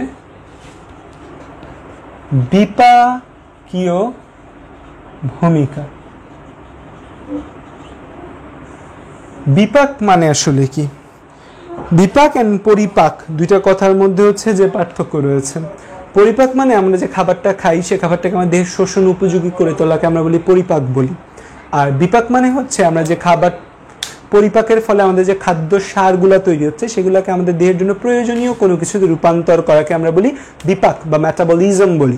মেটাবলিজম প্রক্রিয়া আমরা শক্তি পেতে পারি, মেটাবলিজম প্রক্রিয়া আমরা এনার্জি পেতে পারি, মেটাবলিজম প্রক্রিয়া আমরা কোনো সঞ্চয়ী পদার্থ পেতে পারি। সো আমাদের গ্লুকোজের বিপাকে আমাদের কি কি কনভার্সন হয়? আমাদের গ্লুকোজের বিপাক, গ্লুকোজের বিপাকের ক্ষেত্রে আমাদের কিছু কিছু কথা আছে। প্রথম কথা যেটা আসে গ্লুকোজের বিপাকের ক্ষেত্রে সেটা হচ্ছে গ্লাইকোজেনেসিস। এখন তোমরা বলবে যে ভাইয়া গ্লাইকোজেনেসিস তো একটা সঞ্চয়ী ভূমিকার মধ্যে আমরা পড়ে আসছি। হ্যাঁ, গ্লাইকোজেন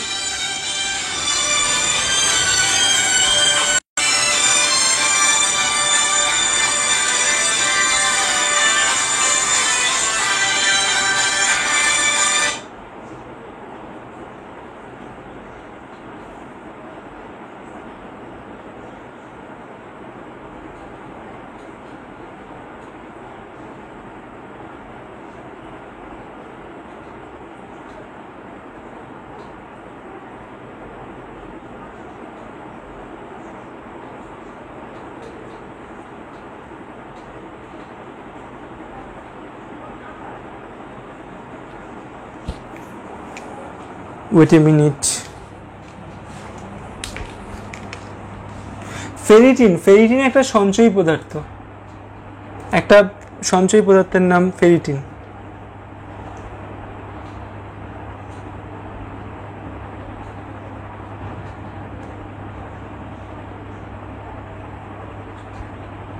wait a minute. আচ্ছা, সো যেটা বলতেছিলাম আমি একটু বইলা ফেলি, সেটা হচ্ছে গ্লাইকোজেন। তোমাদের মনে হতে পারে গ্লাইকোজেন তো একটা সঞ্চয়ী ফর্ম, বাট এই যে গ্লুকোজ থেকে গ্লাইকোজেনের কনভার্সন, গ্লুকোজ থেকে গ্লাইকোজেনের কনভার্সনও কিন্তু একটা কি, এই গ্লুকোজ থেকে গ্লাইকোজেনের কনভার্সনও কিন্তু একটা বিপাক, মেটাবলিজম। মেটাবলিজম মানে এক প্রক্রিয়া থেকে আরেক প্রক্রিয়ার রূপান্তর। তো এই গ্লুকোজ থেকে গ্লাইকোজেনে যে রূপান্তর, এটাও কিন্তু আমাদের কি ওয়ান কাইন্ড অফ বিপাক বলতে পারি আমরা।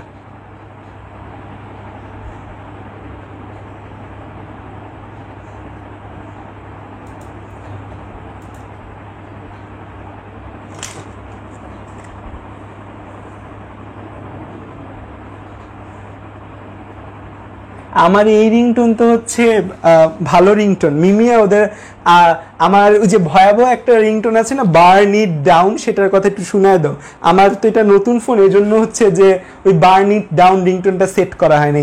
আমার আগে একটা রিংটোন ছিল বার্ন ইট ডাউন। এই রিংটোন শুনে আমার বাসায় যারা পড়তে আসতো, যে মিমিয়া তাইবা থেকে শুরু করে যারা পড়তে আসতো, ওরা সব টপ টপ করে লাফায় উঠতো। হঠাৎ করে পড়াচ্ছি, মোবাইল ওদের সামনে রাখছি, ওরা হচ্ছে ক্লাস নিচ্ছি, মোবাইল ওদের সামনে ধাম করে বেজে উঠছে। ওই যে কেউ যদি ডাব্লিউডাব্লিউ দেখো, একটা মিউজিক আছে সেথ রলিন্সের বার্ন ইট ডাউন, সেটা বেজে উঠছে, সব লাভ দিয়ে উঠতো। আচ্ছা, সো গ্লাইকোজেনেসিসটার প্রক্রিয়া আমাদের কি হয় দেখো, আমরা জানি যে গ্লাইকোজেনেসিস প্রক্রিয়ায় গ্লুকোজ থেকে কি তৈরি হয়, গ্লুকোজ থেকে গ্লাইকোজেন তৈরি হয়। এই যে গ্লুকোজ থেকে গ্লাইকোজেন তৈরি হয়, এই গ্লুকোজ থেকে গ্লাইকোজেন তৈরি করতে কে সাহায্য করে, ইনসুলিন সাহায্য করে। এই যে গ্লুকোজ থেকে গ্লাইকোজেন তৈরি করা, এই গ্লুকোজ থেকে গ্লাইকোজেন তৈরি করাকে আমরা বলি ইনসুলিন সাহায্য করে। এবং এই যে প্রক্রিয়া, এই প্রক্রিয়াকে আমরা কি বলছি, এই প্রক্রিয়াকে আমরা বলি যে গ্লাইকোজেনেসিস। তো এইটা আমাদের এক প্রকার সঞ্চয় ভূমিকা, এই গ্লাইকোজেন আমাদের দেহে সঞ্চয় হচ্ছে। এখন এটা ওয়ান কাইন্ড অফ বিপাকও আমরা বলতে পারি, বাট মেইনলি যে জিনিসগুলো আসে পরবর্তীতে, যে এই যে গ্লাইকোজেন, এই গ্লাইকোজেন আমার সঞ্চয় করে আমার লাভটা কি। গ্লাইকোজেন আমার দুই জায়গায় সঞ্চয় হয়, আমরা জানি গ্লাইকোজেন আমাদের দুই জায়গায় সঞ্চয় হয়। একটাকে আমরা বলি কোথায় সঞ্চয় হয়, মাংসপেশিতে সঞ্চয় হয়, আরেকটা আমাদের লিভারে সঞ্চয় হয়। সো আমরা যেহেতু হচ্ছে যকৃৎ পড়ছি, দ্যাট মিনস আমাদের লিভারে এই গ্লাইকোজেনটা সঞ্চয় হচ্ছে। সো লিভারে যে গ্লাইকোজেনটা সঞ্চয় হয়, সেই গ্লাইকোজেনের একটা ভূমিকা আছে। এই গ্লাইকোজেনটা ভাঙে, আমাদের লিভারে যে গ্লাইকোজেন আছে এই গ্লাইকোজেনটা আমাদের ভাঙে, গ্লাইকোজেন ভেঙে গ্লুকোজ তৈরি হয়। কখন গ্লাইকোজেন ভেঙে গ্লুকোজ তৈরি হবে, যখন ধরো তুমি রোজা রাখছো, তুমি একটা 14 থেকে 16 ঘন্টা ফাস্টিং পিরিয়ডে আছো, তুমি রাত 4টা বাজে খাইছো, রাত 4টা বাজে তুমি খাবার দাবার গ্রহণ করার পর তোমার হচ্ছে যে ইনিশিয়াল যে গ্লুকোজটা তৈরি হবে সেটা হয়তো সকাল 10টা পর্যন্ত তোমাকে সার্ভাইভ করতে পারবে, বাট পরবর্তীতে তুমি গ্লুকোজ কোথা থেকে পাবা, পরবর্তীতে গ্লুকোজ পাওয়ার জন্য তোমার বডিতে স্টোর যে গ্লাইকোজেন আছে সেই স্টোর গ্লাইকোজেনের উপর ডিপেন্ড করা লাগবে। সেই স্টোর গ্লাইকোজেন ভেঙে গ্লুকোজে কনভার্ট হয়, স্টোর গ্লাইকোজেন ভেঙে কিসে কনভার্ট হয়, গ্লুকোজে কনভার্ট হয়। এই যে গ্লাইকোজেন ভেঙে গ্লুকোজে কনভার্ট, তার মানে কি এটা একটা ভাঙার প্রক্রিয়া না, গ্লাইকোজেন ভেঙে কিসে কনভার্ট হলো, গ্লুকোজ, তার মানে এখানে ভাঙছে, তার মানে এখানে কি হবে, লাইসিস। কে ভাঙছে এখানে, গ্লাইকোজেন ভাঙছে, তাহলে একে কি বলা হয়, গ্লাইকোজেনোলাইসিস। আমরা কি বলতে পারি, গ্লাইকোজেনোলাইসিস বলতে পারি। এই যে গ্লাইকোজেন ভেঙে গ্লুকোজে কনভার্ট, এই গ্লাইকোজেন ভেঙে গ্লুকোজে কনভার্ট হতে কে সাহায্য করে, এই প্রক্রিয়াকে আমরা কি বলি, গ্লাইকোজেনোলাইসিস। লাইসিস মানে কি, লাইসিস মানে ভাঙা, কে ভাঙে, গ্লাইকোজেন ভাঙে, এই জন্য নাম কি, গ্লাইকোজেনোলাইসিস। এখানে হরমোন সাহায্য করে একটা, এটা তো ইনসুলিন সাহায্য করে গ্লুকোজ থেকে গ্লাইকোজেনে কনভার্ট হতে। আমাদের যে অগ্নাশয় রয়েছে, আমাদের প্যানক্রিয়াস, আমাদের যে অগ্নাশয় বা প্যানক্রিয়াস আছে, প্যানক্রিয়াসে কয়েক টাইপের সেল আছে, আলফা, বিটা, গামা, পিপি। সো আলফা সেল থেকে তৈরি ক্ষরণ হয় হচ্ছে আমাদের গ্লুকাগন, বিটা কোষ থেকে ক্ষরণ হয় হচ্ছে আমাদের ইনসুলিন। ঠিক আছে, এই দুইটাই মনে রাখো আপাতত, আলফা কোষ থেকে গ্লুকাগন, বিটা কোষ থেকে ইনসুলিন। সো এই গ্লাইকোজেন থেকে গ্লুকোজে কনভার্ট করতে একটা হরমোন লাগে, তার নাম হচ্ছে গ্লুকাগন। মেইনলি গ্লুকাগনটা হচ্ছে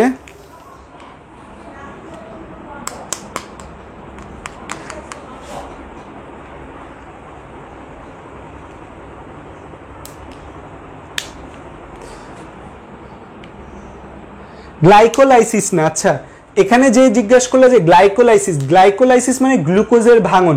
গ্লাইকোলাইসিস আমরা সবাত শোষণে পড়ছি না, সবাত শোষণে আমরা গ্লুকোজের ভাঙনকে গ্লাইকোলাইসিস বলছি না, বাট এখানে কিন্তু গ্লাইকোলাইসিস না, এখানে গ্লাইকোজেনোলাইসিস। কে ভাঙে, গ্লাইকোজেন ভাঙে।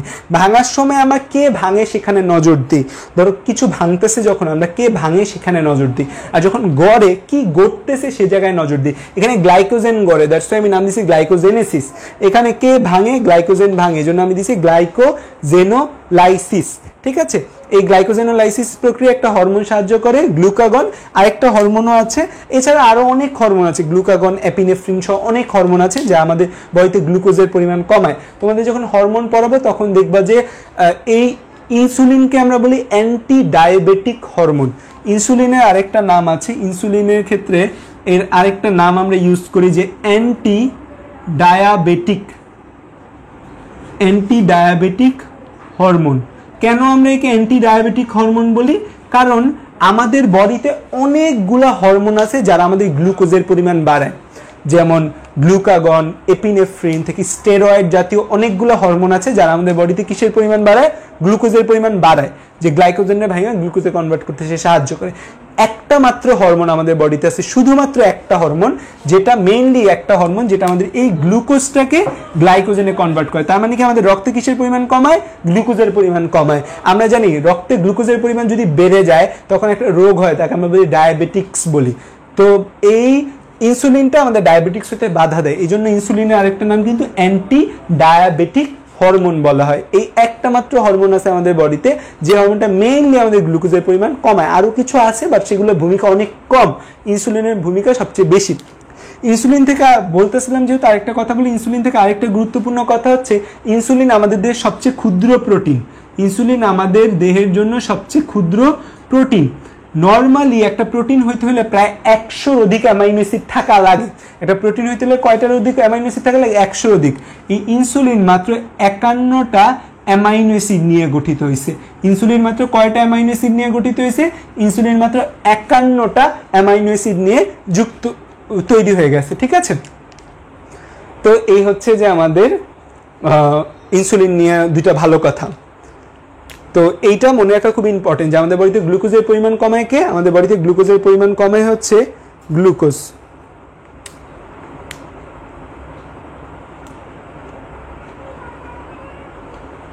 হ্যাঁ, গ্লুকাগনকে তুমি ডায়াবেটিক হরমোন বলতে পারো, বলা যাবে গ্লুকাগনকে ডায়াবেটিক হরমোন। গ্লুকাগন আর আলিম স্যারের বই আরেকটা নাম দেওয়া আছে এপিনেফ্রিন। আচ্ছা থাক, এপিনেফ্রিনটা এখন আমি দিতে চাচ্ছি না। 3 নম্বরে যেটা সেটা হচ্ছে গ্লুকোনিওজেনেসিস।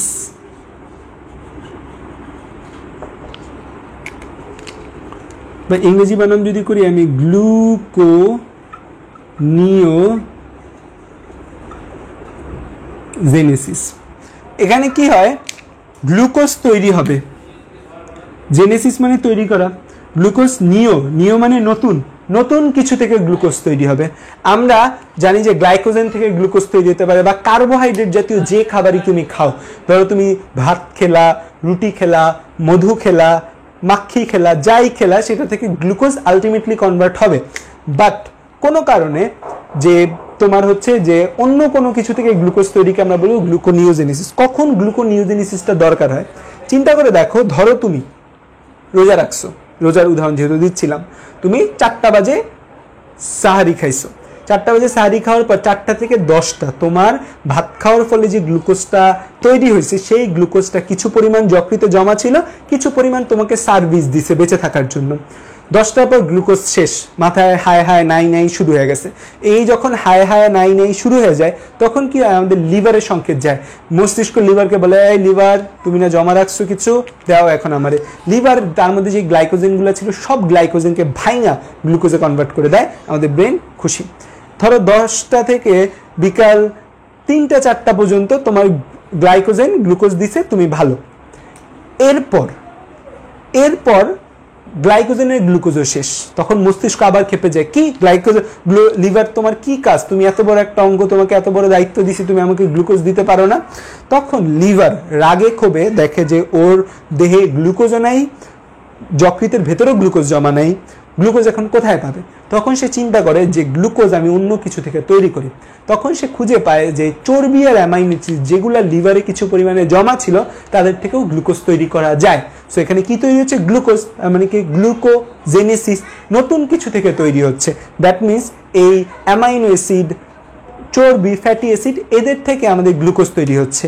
সো এদের থেকে যেহেতু আমি গ্লুকোজ তৈরি করছি, একে আমরা বলবো গ্লুকোনিওজেনেসিস। গ্লুকোনিওজেনেসিস প্রক্রিয়ায় আমাদের amino acid and glycerol, amino acid এবং গ্লিসারল থেকে গ্লুকোজ তৈরি হয়। এই অ্যামাইনো অ্যাসিড এবং গ্লিসারল থেকে গ্লুকোজ তৈরি হওয়া, অ্যামাইনো অ্যাসিড থেকে গ্লুকোজ তৈরি হওয়াকে আমরা কি বলি, আমরা বলি গ্লাইকোনিওজেনেসিস।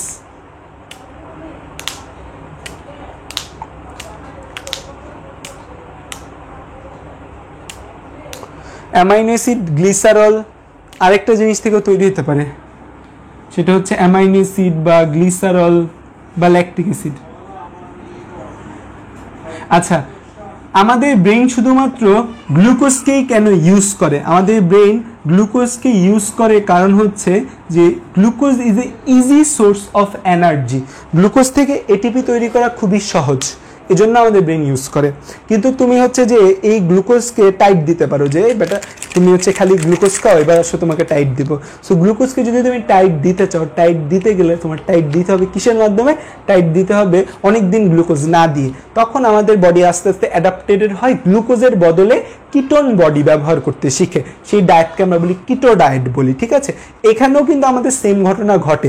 ধরো তুমি সকাল 10টা পর্যন্ত তোমার বডি গ্লুকোজ সার্ভিস দিল, 2টা পর্যন্ত তোমার হচ্ছে গ্লাইকোজেন সার্ভিস দিল, 2টা থেকে 4টা পর্যন্ত তোমার কে সার্ভিস দিচ্ছে?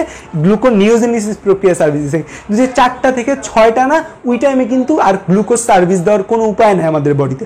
তখন আমাদের বডি থেকে কিটোন বডি তৈরি হয়, এবং এই যে কিটোন বডি তৈরি হয়, এবং এই কিটোন বডিকে ব্রেন তখন ফুড হিসাবে ইউজ করে। মানে কথায় আছে না, বিপদে পড়লে বাঘেও ঘাস খায়, ঠিক তেমনি ব্রেনকে যদি বিপদে ফেলো, ব্রেন গ্লুকোজের বদলে অন্য কিছু ইউজ করবে। আমাদের বডিতে যে গ্লুকোজ থাকে তার 60% আমাদের ব্রেন ইউজ করে আমাদের বডির গ্লুকোজের।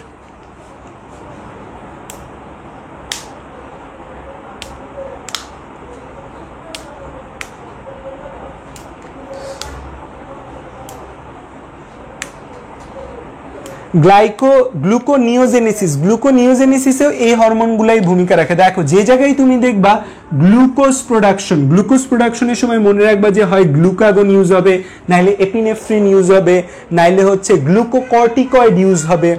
তো যে হরমোনগুলো আমাদের গ্লুকোজ বাড়ায়, যেমন গ্লুকোজের পরিমাণ বাড়ায় আমাদের বডিতে, আমি তোমাদের লিখে দিই, গ্লুকোজ বাড়ায় যে আমাদের ডায়াবেটিক হরমোন, গ্লুকোজ বাড়ায় আমাদের বডিতে ডায়াবেটিক হরমোন কারা কারা? গ্লুকোজ বাড়ায়, একটা হচ্ছে গ্লুকাগন, একটা হচ্ছে এপিনেফ্রিন,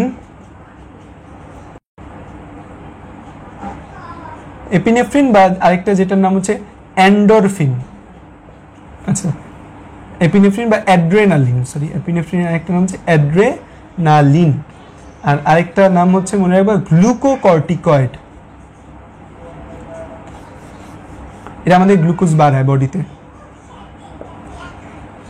তো এরা সম্মিলিতভাবে আমাদের গ্লুকোজ বাড়াতে হেল্প করে।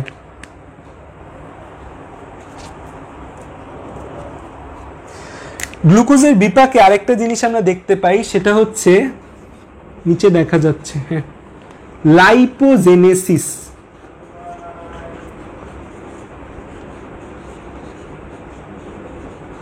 লাইপো মানে বুঝতে পারতেছো, লাইপো কথাটা আসছে কোথা থেকে? Lipo comes from lipid.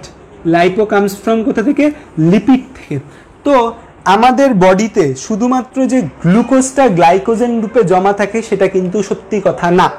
আমরা ফার্স্ট ক্লাসে বলছি না, আমরা তো 1 গামলা বেড়ে ভাত খাই, এত ভাত খাই, সেগুলো গ্লুকোজ থেকে গ্লাইকোজেনে কনভার্ট হয় বা বডিতে শক্তি দেওয়া ইনিশিয়াল, তারপরও অনেক গ্লুকোজ থাকে আছে। এই যে অতিরিক্ত গ্লুকোজ আছে না, সেই অতিরিক্ত গ্লুকোজগুলো আমাদের লিপিডে কনভার্ট হয়। আমাদের বডিতে অতিরিক্ত যে গ্লুকোজ আছে, সেই অতিরিক্ত গ্লুকোজগুলা ট্রাইগ্লিসারাইডে কনভার্ট হয়। ট্রাইগ্লিসারাইড, আমাদের অতিরিক্ত যে গ্লুকোজ আছে, এই অতিরিক্ত গ্লুকোজগুলো আমাদের ট্রাইগ্লিসারাইডে কনভার্ট হয়। ট্রাইগ্লিসারাইড বা টিজিতে কনভার্ট হয় আমাদের।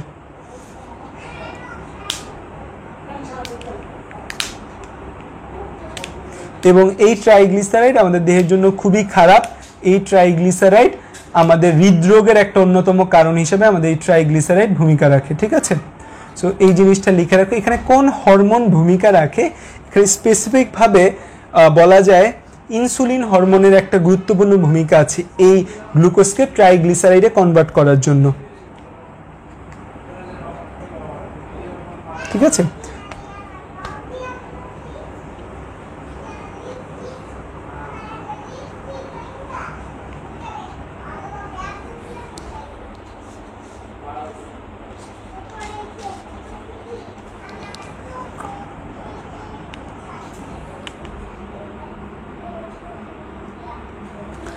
গ্লুকোকর্টিকয়েড,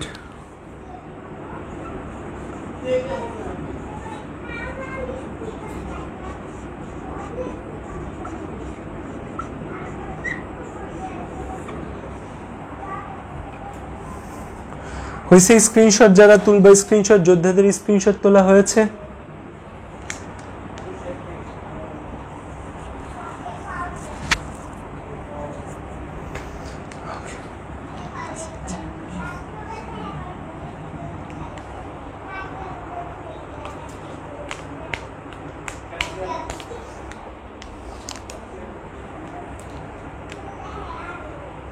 ওকে সো আমরা গ্লুকোজের বিপাক শিখলাম গ্লুকোজ বিপাক শেখার পর আমাদের যে জিনিসটা আসে সেটা হচ্ছে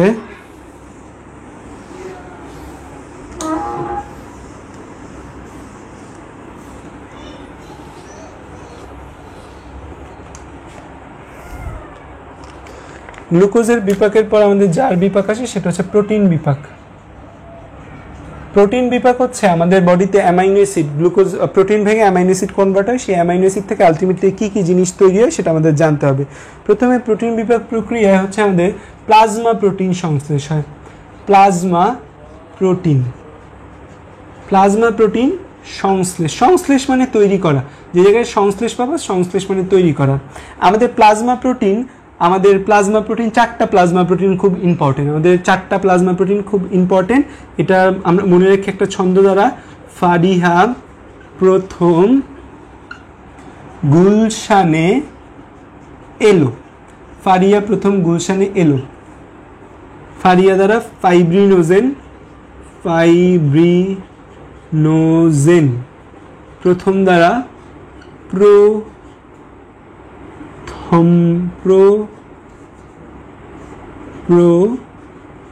প্রোথম্বিন গুলশানে দ্বারা গ্লোবিউলিন এলো দ্বারা অ্যালবুমিন এই চারটা হচ্ছে আমাদের প্রধান প্লাজমা প্রোটিন আমাদের অনেকগুলো প্লাজমা প্রোটিন থাকে আমাদের এই চারটা প্রধান আমাদের ফাইব্রিনোজিন এবং প্রথম্বিন এরা দুইজনে আমাদের রক্ত তঞ্চনে হেল্প করে আমরা জানি এরা কিসে হেল্প করে আমাদের রক্ত তঞ্চনে সাহায্য করে আমাদের রক্ত জমাট বাঁধায় সাহায্য করে গ্লোবিউলিন যেটা আছে গ্লোবিউলিন চার প্রকারের আছে তিন প্রকার sorry alpha beta and gamma তিন প্রকারের গ্লোবিউলিন রয়েছে এর মধ্যে গামা গ্লোবিউলিন যেটা গামা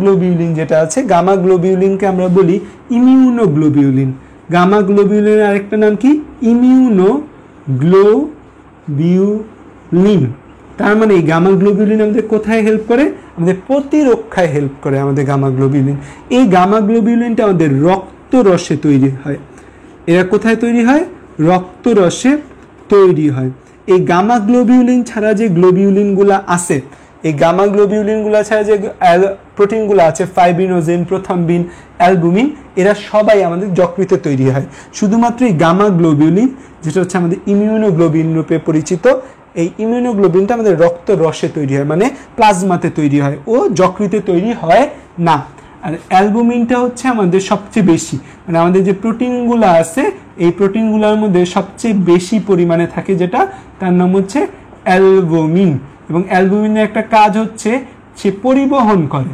অ্যালবুমিন হচ্ছে একটা ট্রান্সপোর্টার এর কাজ হচ্ছে এই মেইনলি পরিবহন কাজে নিয়োজিত থাকে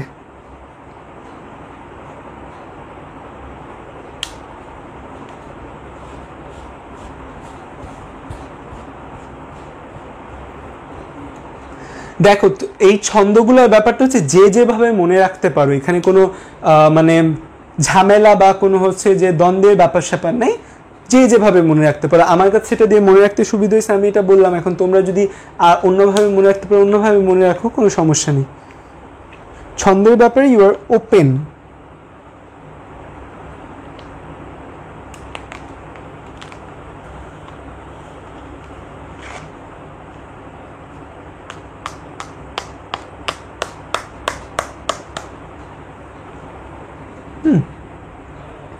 আচ্ছা এটা হচ্ছে প্লাজমা প্রোটিন সংশ্লেষ করা 2 নম্বর যে কাজটা হচ্ছে আরেকটা কাজ আছে হরমোন সংশ্লেষ করে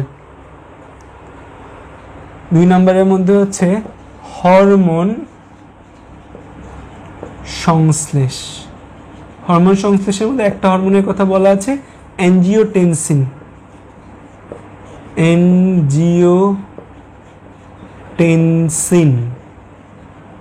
আমাদের হচ্ছে যে এই অ্যাঞ্জিওটেনসিনোজেন অ্যাঞ্জিওটেনসিনোজেন নামক একটা হরমোন সংশ্লেষ করে। অ্যাঞ্জিওটেনসিনোজেন নামক একটা হরমোন সঞ্চয় করে, যে অ্যাঞ্জিওটেনসিনোজেন নামক একটা হরমোন সঞ্চয় করে, যে সংশ্লেষ করে। এই অ্যাঞ্জিওটেনসিনটা সক্রিয় হয়, মানে অ্যাঞ্জিওটেনসিনোজেন নামের লাস্টে নোজেন থাকা মানে নিষ্ক্রিয়। অ্যাঞ্জিওটেনসিনোজেন থেকে অ্যাঞ্জিওটেনসিন এটা কনভার্ট করার জন্য আমাদের রেনিন দরকার হয়। কি দরকার হয়? রেনিন। যে রেনিনটা কোথা থেকে আসে? যে রেনিনটা আসে হচ্ছে কিডনি থেকে।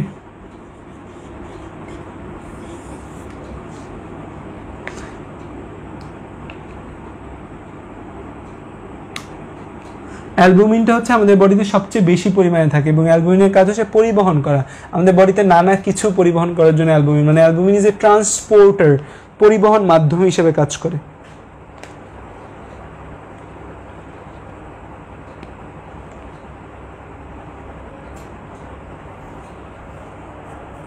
আচ্ছা, 3 নম্বর কাজ যদি আমি বলি, বা 3 নম্বর মানে প্রোটিন বিপাকের 3 নম্বর পয়েন্ট যদি আমি তোমাকে বলি, 3 নম্বর পয়েন্টটা হচ্ছে 3 নম্বর প্রোটিন বিপাকের 3 নম্বর পয়েন্ট হচ্ছে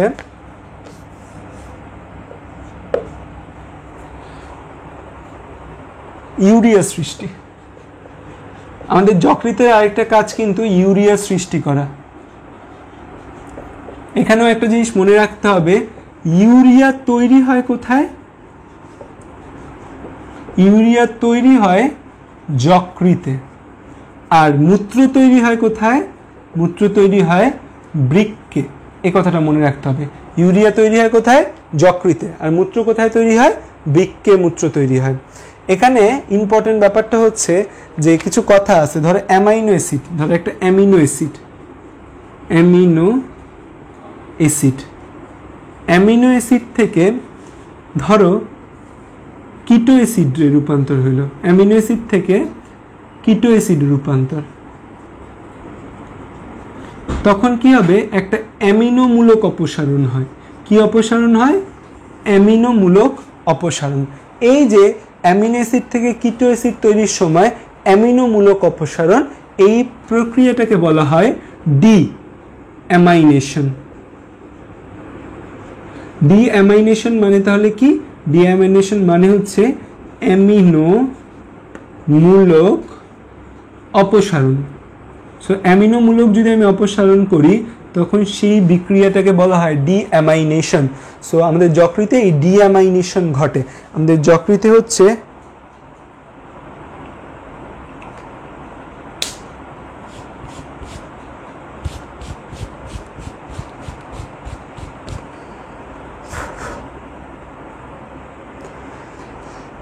শাহজামাল, আজকে তো যকৃতের কাজ পড়তে পড়তেই শেষ। হ্যাঁ শাহজামাল, যকৃতের কাজ তো অনেক বড়, এখন কি করবো বলো? আমি তো ফাঁকিবাজিও দিচ্ছি না, বলতে পারলাম যে ভাই আমাদের সাথে কথা বলে আজকে সব টাইম নষ্ট করে দিচ্ছে। কিছু করার নেই, আমাদের এই 3 এবং 4 অধ্যায় অনেক অনেক অনেক অনেক বড়।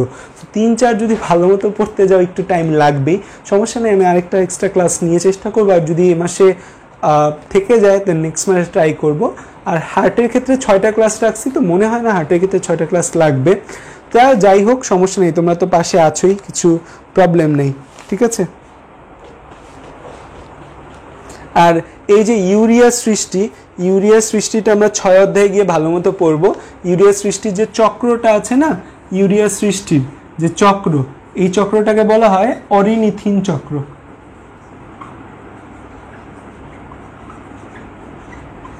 ঠিক আছে, ইউরিয়া সৃষ্টির যে চক্র, সেই চক্রটাকে আমরা কি চক্র বলি? এই চক্রটাকে আমরা বলি অরিনিথিন চক্র। এটা মনে রাখতে হবে। ইউরিয়া সৃষ্টি হয় কোন চক্রের মাধ্যমে? অরিনিথিন চক্রের মাধ্যমে। 6 অধ্যায়ে বিস্তারিত ইউরিয়া সৃষ্টির চক্রটা শিখবো, ঠিক আছে। আর এছাড়া আরেকটা আছে হচ্ছে এনজাইম উৎপাদন। এছাড়া লাস্টে একটা আছে, যকৃৎ হচ্ছে এনজাইম উৎপাদন করে একটা, এই এনজাইমটার নাম হচ্ছে ক্যাটালেজ নামক এনজাইম। ক্যাটালেজ নামক এনজাইমের নাম তোমরা হয়তো খুব শুনছো। ক্যাটালেজ খুব ফেমাস একটা এনজাইম। এই এনজাইমটা আমাদের জন্য খুবই গুরুত্বপূর্ণ একটা এনজাইম। এ কি করে? Hydrogen peroxide H2O2, hydrogen peroxide কিন্তু বিষাক্ত। হাইড্রোজেন পারঅক্সাইড কেমন? বিষাক্ত। এই বিষাক্ত হাইড্রোজেন পারঅক্সাইড ভেঙে পানি আর অক্সিজেনে কনভার্ট করে, ঠিক আছে। সো পানি এবং অক্সিজেন দুইটাই আমাদের দেহের জন্য খুব গুরুত্বপূর্ণ একটা উপাদান।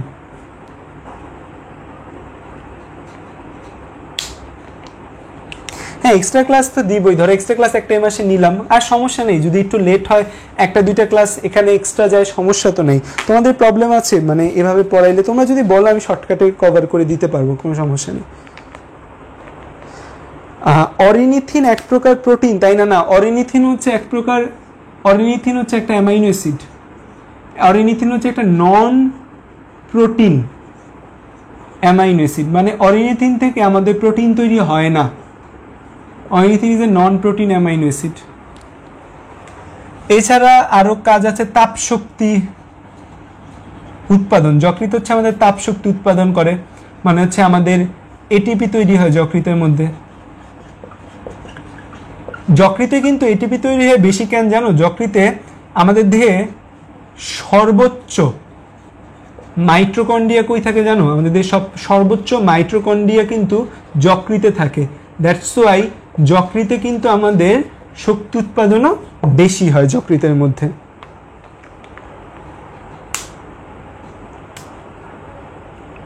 হ্যাঁ, এছাড়া যকৃতের আরো কিছু কাজ আছে, যে বিষ অপসারণ। বিষ অপসারণ, বিষ মানে হচ্ছে আমরা যে ওষুধগুলা খাই না, ধরো তুমি বিনা প্রয়োজনে একটা ওষুধ খেলা, তোমার বডিতে এখন কোনো সমস্যা নেই, তোমার বডিতে কোনো সমস্যা নেই, তোমার কোনো ব্যথা নাই, কিছু নাই, কিচ্ছু নাই, তুমি হুদায় একটা প্যারাসিটামল ওষুধ খেলা, তোমার মন চাইছে একটা প্যারাসিটামল ওষুধ গিয়ে খেয়ে ফেললা। এই প্যারাসিটামল ওষুধ গিয়ে কি তোমার বডিতে কোথাও কাজ করতে পারবে? পারবে না। সো যখন কোথাও কাজ করবে না, তখন তোমার বডির কি করতে হবে? এই ওষুধটাকে বের করতে হবে। আমাদের বডিতে কোনো ওষুধ বের করার একটা উপায় হচ্ছে আমরা রেনাল বা কিডনির মাধ্যমে কোনো একটা ওষুধ বের করি, এটাকে আমরা বলি রেনাল ক্লিয়ারেন্স। তো কিডনির মাধ্যমে বের করার আগে ওই ওষুধটাকে যকৃৎ হয়ে দেন কিডনিতে যায়। সো যকৃতেরও এই জিনিসটাকে অপসারণ করার জন্য হেল্প করা লাগে। সো আমরা যখনই কোনো ওষুধ খাবো বিনা কারণে, বা আমরা যে খাবারগুলো খাই সে খাবারগুলোর মধ্যে ফরমালিন, কোনো বিষাক্ত রং, এই যে জিনিসগুলো থাকে যেগুলো আমাদের জন্য টক্সিক বা বিষ, সেই টক্সিকটাকে অপসারণ করতে হয় এবং অপসারণটা লিভার হয়ে অপসারিত হয়।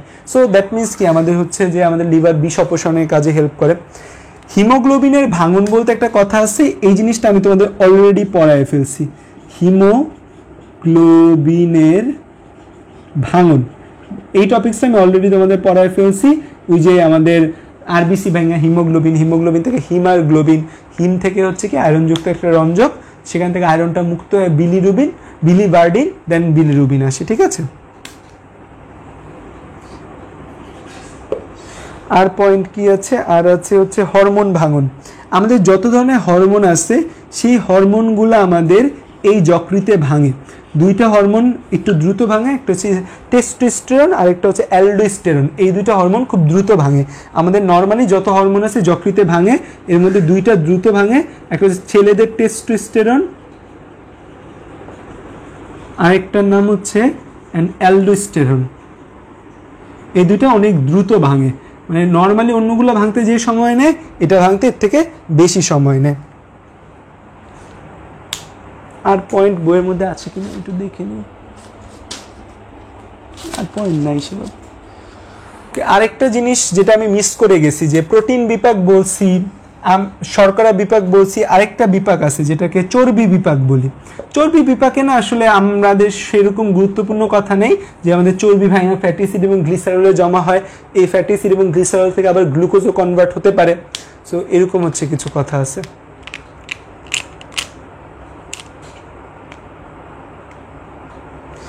বিষ খেয়ে যখন মারা যায় তখন কি যকৃৎ বিষ অপসারণ করে না? হ্যাঁ, যকৃৎ কিছুটা বিষ অপসারণ করার চেষ্টা করে, বাট বিষ খাই যখন আমরা এত পরিমাণে বিষ খাই যে সেটাকে আমাদের যকৃৎ কোনোভাবেই কভার আপ করতে পারে না।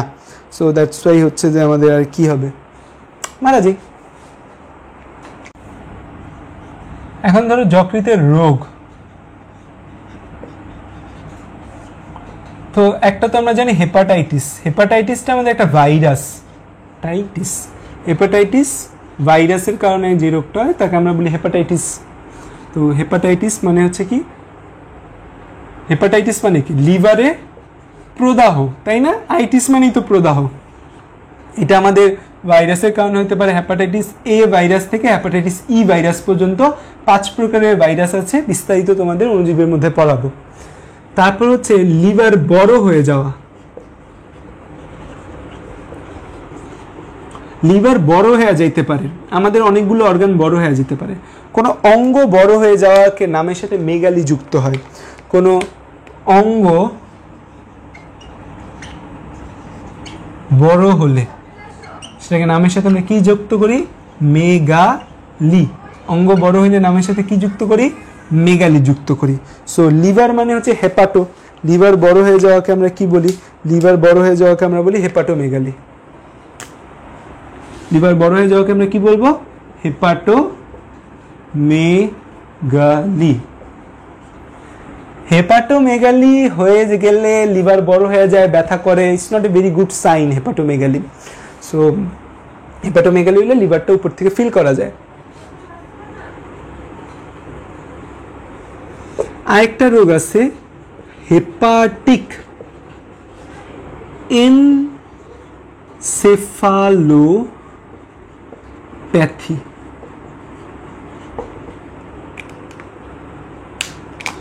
Hepatic encephalopathy. Encephalopathy, encephalon. Encephalon মানে কি এটা জানতে হবে। এনকেফালন মানে হচ্ছে ব্রেইন। এনকেফালন মানে কি? ব্রেইন বা মস্তিষ্ক। আমরা এই যে হেপাটিক এনসেফালোপ্যাথি বলতেছি, এনকেফালন মানে ব্রেইন বা মস্তিষ্ক। কোনো কারণে যদি আমাদের লিভার এনাফ পরিমাণে বর্জ্য পদার্থ বের করতে না পারে, নাইট্রোজেন গঠিত বর্জ্য পদার্থ থেকে শুরু করে যত ধরনের বর্জ্য পদার্থ আছে লিভারের মাধ্যমে আলটিমেটলি অন্যান্য জায়গায় গিয়ে বের হয়। লিভার যদি কোনো কারণে আমাদের দেহের বর্জ্য পদার্থগুলো বের করতে না পারে এবং সেই বর্জ্য পদার্থগুলো যদি আমাদের রক্তের মাধ্যমে ব্রেইনে গিয়ে জমা হয়, তখন যে রোগটা দেখা যায় সেটাকে আমরা বলি হেপাটিক এনকেফালোপ্যাথি। হেপাটিক এনকেফালোপ্যাথি হচ্ছে আমাদের রক্তের বিষ অপসারণে যদি এই লিভার ব্যর্থ হয়, যে রক্তের বিষ অপসারণে যকৃৎ ব্যর্থ হলে তা মস্তিষ্কে জমা হয় এবং রোগী মারা যেতে পারে। এর ফলে মারা যাওয়ার সম্ভাবনা প্রবল। একে আমরা বলি হেপাটিক এনকেফালোপ্যাথি।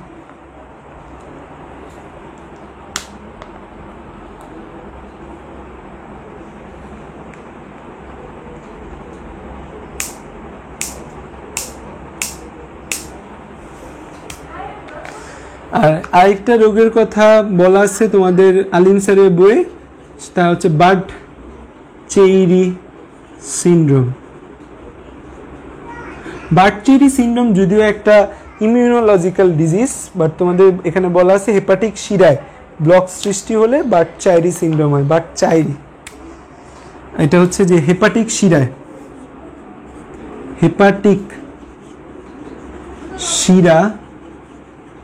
শিরায় চর্বি জমে বন্ধ হয়ে গেলে।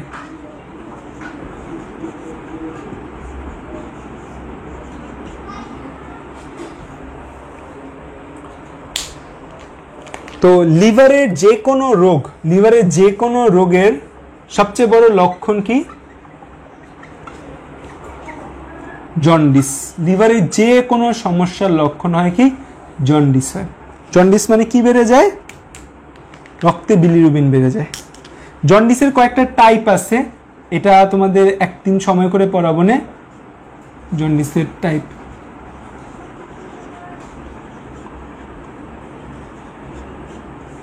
আচ্ছা, তো জন্ডিস মানে যকৃতের যে কোনো রোগের লক্ষণ। তোমাদের কাছে আমার আরেকটা প্রশ্ন, তোমরা আমাকে নেক্সট দিন জানাবা যে ফিজিওলজিক্যাল জন্ডিস মানে কি? ফিজিওলজিক্যাল জন্ডিস, দেখো আমাদের বডিতে স্বাভাবিক যে কোনো জিনিসকে আমরা বলি ফিজিওলজিক্যাল, আর আমাদের বডিতে স্বাভাবিক যে কোনো জিনিসকে আমরা কি বলি? ফিজিওলজিক্যাল। আর আমাদের বডিতে স্বাভাবিকের বাইরে যে কোনো জিনিসকে আমরা বলি প্যাথোলজিক্যাল। সো আমাদের বডিতে স্বাভাবিক একটা জন্ডিস হয় নর্মালি। সেই স্বাভাবিক জন্ডিস কি? একজন জিজ্ঞেস করছে fatty liver, fatty liver. Fatty liver হচ্ছে এই যে যকৃৎ কোষ, যকৃৎ কোষ মানে কি হেপাটোসাইট, যকৃৎ কোষে যদি আমার চর্বি জমে, যকৃতের যে এই যে কোষগুলো আছে না হেক্সাগোনাল কোষ, এই কোষগুলোর মাঝখানে যদি চর্বি জমে তখন তাকে আমরা বলি ফ্যাটি লিভার ডিজিজ। এটা হয় যে যাদের রক্তে চর্বির পরিমাণ বেশি তাদের এই চর্বিগুলো গিয়ে এই লিভারের হেপাটোসাইটে গিয়ে জমা হয়, কে আমরা বলি ফ্যাটি লিভার ডিজিজ। আচ্ছা, সো থ্যাংক ইউ। আজকে ক্লাসটা বড়ই ছিল, সো তোমাদের কেমন লাগছে জানাও। আর হচ্ছে থ্যাংক ইউ অল।